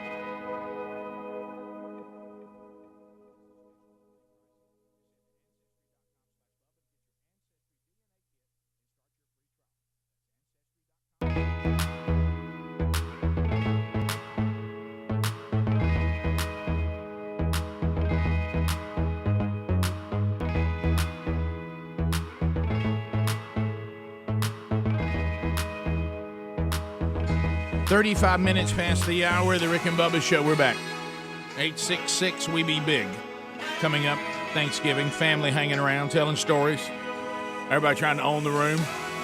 What about Ancestry.com/Bubba? Go get your free DNA kit, and you'll find out some things about your family that you may have never known, and have a blast talking about that, doing this together as family over the holiday season. Ancestry.com/Bubba.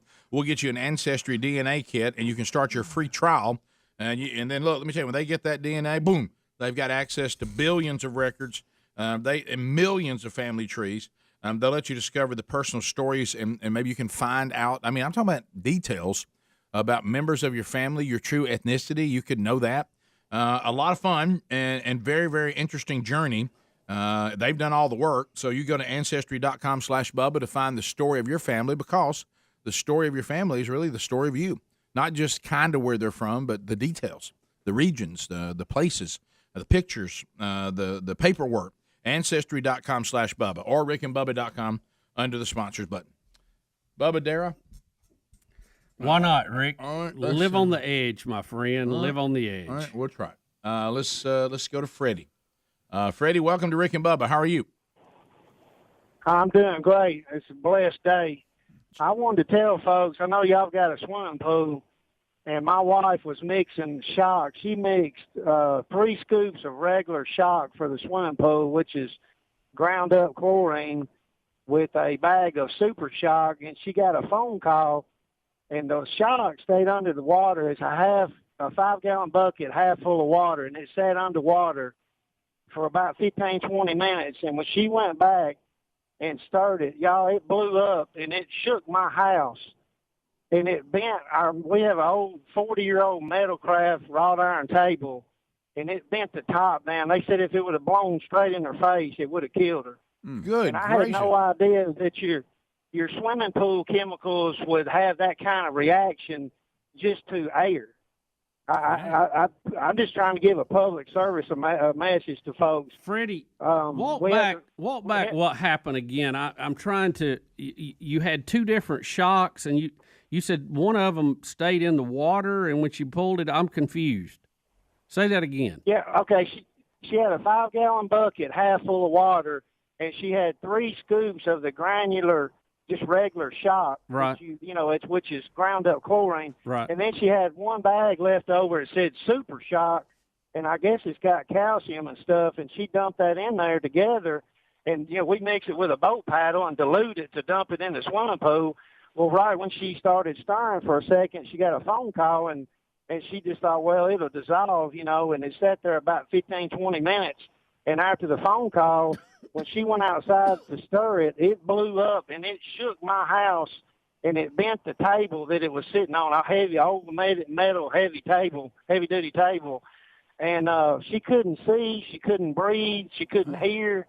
And we rushed her to Memphis, Tennessee, to the trauma center, and with all the prayers of the folks and whatnot, her vision's coming back. And she can't smell anything, and she's, still got traces of it in her lungs. But wow, we've had this pool for 20 years and had no idea that something like this could happen. I don't want it to happen to anybody else. If you dilute your chlorine or whatever in water, be sure to continue stirring it before you dump it in your swimming pool. Don't let it sit, because obviously the air will ignite it. Freddie, I've never heard of that, and maybe it's standard operating procedure, but I've never diluted it in water before I put it into the pool either. I've never heard anybody doing that. It discolored our old swimming pool liner because it sat on the bottom of the pool, and the guy said, well, you can dilute it in water, and most time we just stir it and continue stirring it, and then just dump it in the pool. And that way it won't, discolor the bottom of your liner. I understand what you're saying. Yeah. When you're playing with those chemicals and mixing them and stirring them, I think there's always a risk, because they are very dangerous, can be. I was told, and I don't know, I'm just telling you what I do now. And I've had to keep up a couple of pools over my life.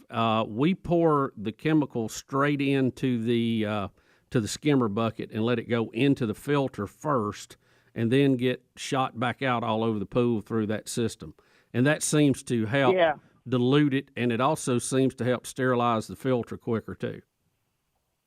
Yeah, that they tell you to read the bucket, which we have, and it says you can dilute it like that, but I guess you just can't let it sit underwater. Yeah. Because as soon as it got air, y'all, it shook my house. I didn't know. I thought the water heater in the attic blew up. I had no idea because it runs on gas.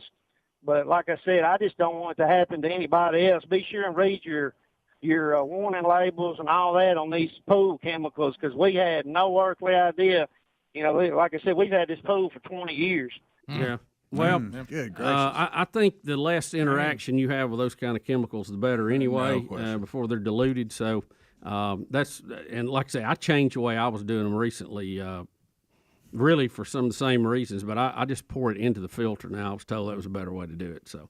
Well, I don't know, but I've been told that a big-legged woman ain't got no soul. All right. Right. Wow, look at that. Well, so there you go. There you go. Yeah, they're showing you how it can happen right there. What is that? That's they're well, that's brake fluid. They're building a bomb there.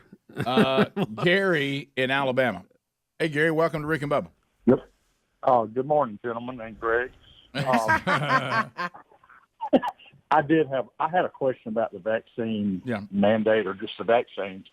What is the answer to the argument that you don't have a right to put other people at risk by not being vaccinated? Well, this is the one, and this woman attempted this on the View, Gary. But it's like no one is listening, and sometimes I feel like, am I in a movie? And if you're fully vaccinated, that's protecting you, hopefully, for having a bad reaction to getting the variant, and it'll serve as it reduces the chance, hopefully, and if you get it, it makes it less likely you're going to the hospital.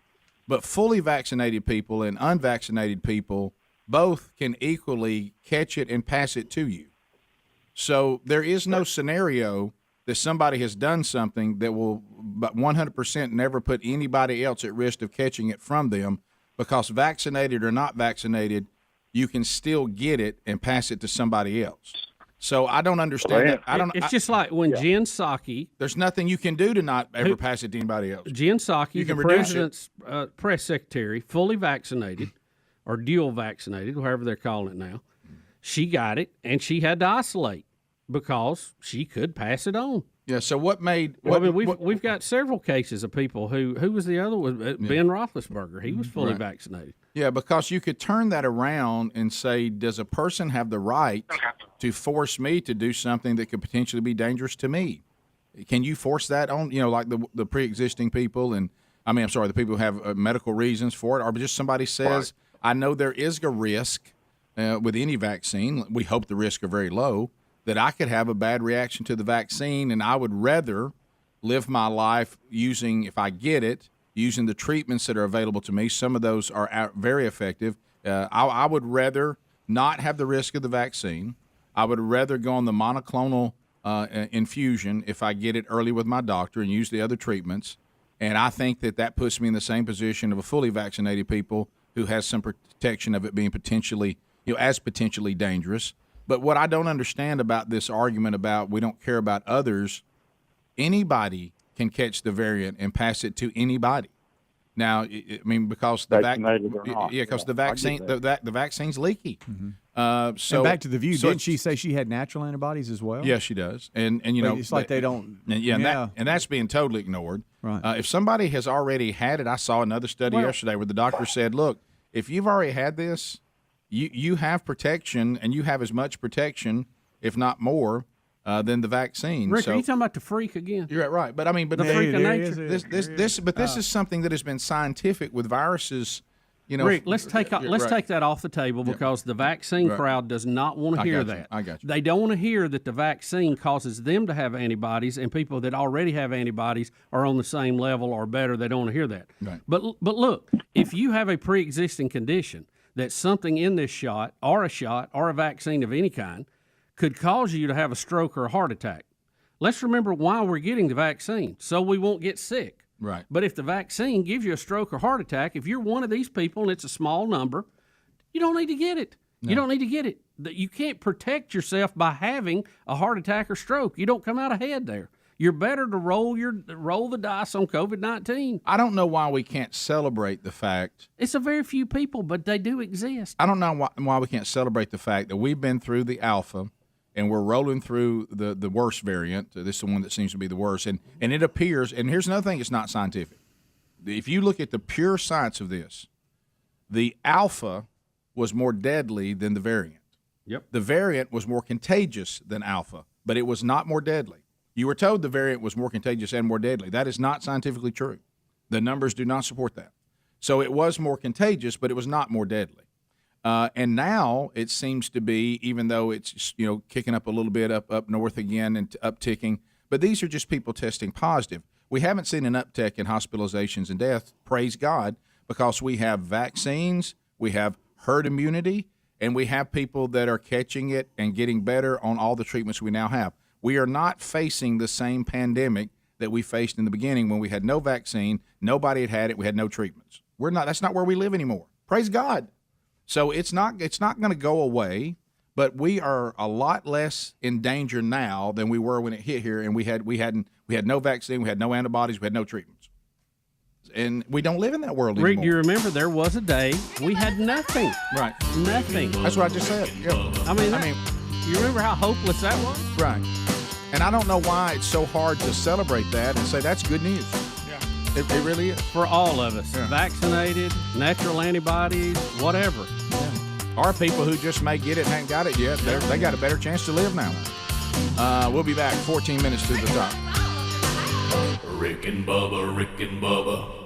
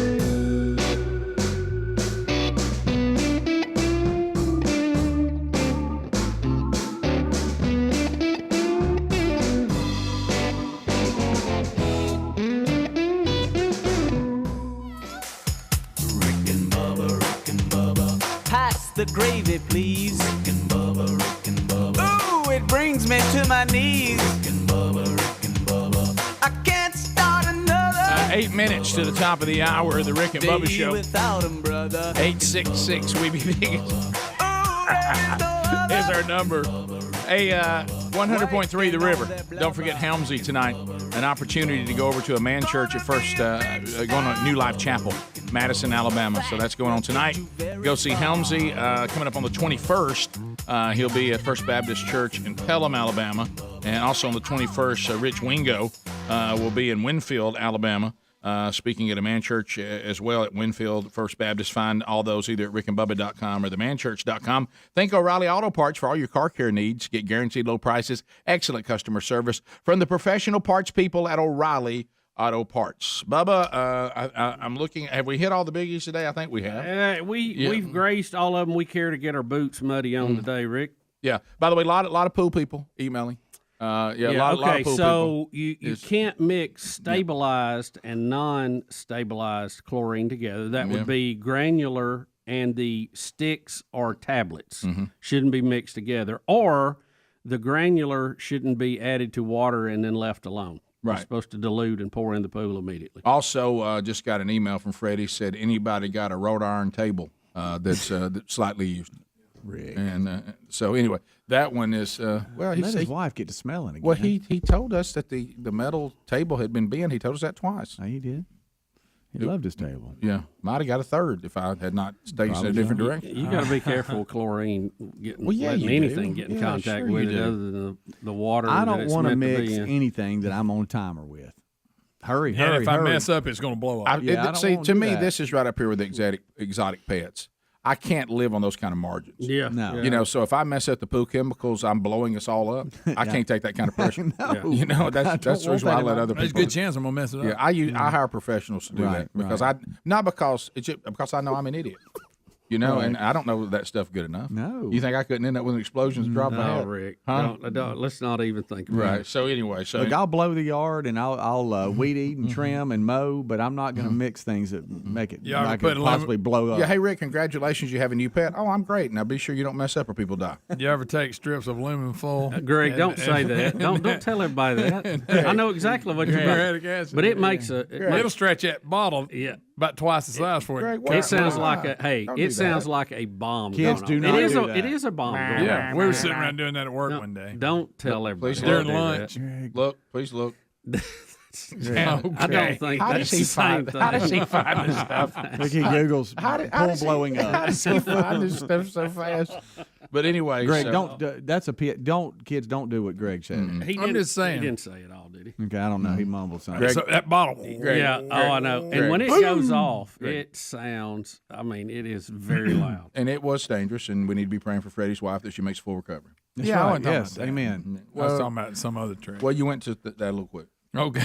All right. So I went to blowing stuff up for fun a little quick. You did a little quick. Okay. Let's go to Brandon out of. All right, now, Bob, I know in Alabama it's Let me Lafayette. just say this. Let's go, Brandon. So in Brandon, I know if you're in Alabama, it's Lafayette. Yep. If you are Louisiana's Lafayette. Lafayette. So what is in Georgia? It is Lafayette too, isn't it? I don't know. Let's ask. Brandon, is it Lafayette or Lafayette?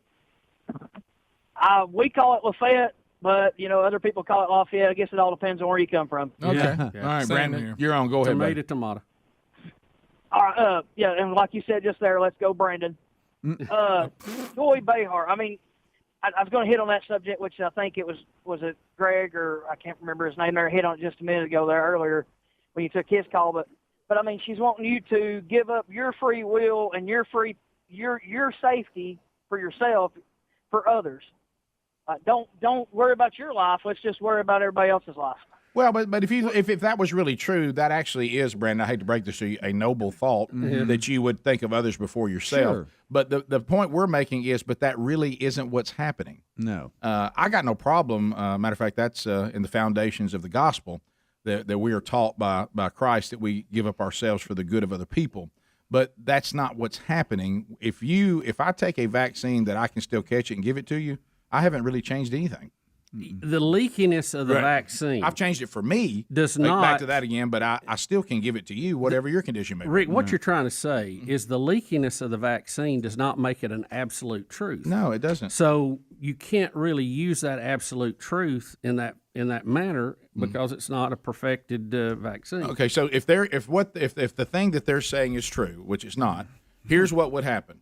Hey, guys, calling in. Yeah, man, probably not going to be at work today. Okay, what's going on? You know, I got the vaccine. Yeah, are you fully I'm sorry, double vaccinated? So because we'll ask for a booster here soon, and then we'll say fully vaccinated. Have you had the both the jabs? Yeah, I have. Well, how come you're not coming to work? Well, I actually tested positive for COVID. Oh, but you're vaccinated. Come on in. It doesn't matter. See, nobody says that. They say stay home. So the fully vaccinated people can still catch it and give it to other people. So that's not a true statement that to vaccinate yourself means you've looked out for the good of others. Now, you've looked out for the good of yourself because the odds are that you hopefully have some resistance to catching it, and if you catch it, it won't be as severe. I think we can all agree that seems to be the case. Hope it is. That's great. Now, there'll always be exceptions, but not many. But this notion that the vaccinated people have now become the salt of the earth because they're protecting other people, that just isn't a true statement, or we would let fully vaccinated people come back to work even testing positive for COVID because they're no danger to anybody. Rick, example. That's just not true. Example, no one gave Jen Psaki polio. No. Okay. But Jen Psaki, who was fully vaccinated, by the definition at the time she had it, got COVID anyway. She had a breakthrough case. They isolated her because she could have infected other people. That's it. That's it. There's no more to it than that. In this case, this woman gets beat up by her friends for not only a statement that isn't true. The person says, my antibodies are present. I'm not a threat to you, and I probably am not much of a threat to even myself. And so you can't ignore that. You can't say that a person with natural antibodies, they're just as good as a fully vaccinated person, if not better. Rick, the vaccine and we're does ignoring not, all that. The vaccine does not protect you. The antibodies that your body generates are what's protecting people. We ought to be measuring antibodies, not how we got there. And then the T cells is a whole nother conversation. That's a whole nother deal. Top of the hour. Rick and Bubba, Rick and Bubba. Hey, thank you for watching Rick and Bubba live on our YouTube channel. We're here live every Monday through Friday. Be sure to subscribe and hit the little bell for notifications.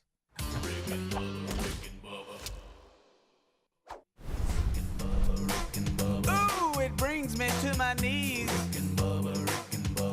I can't start another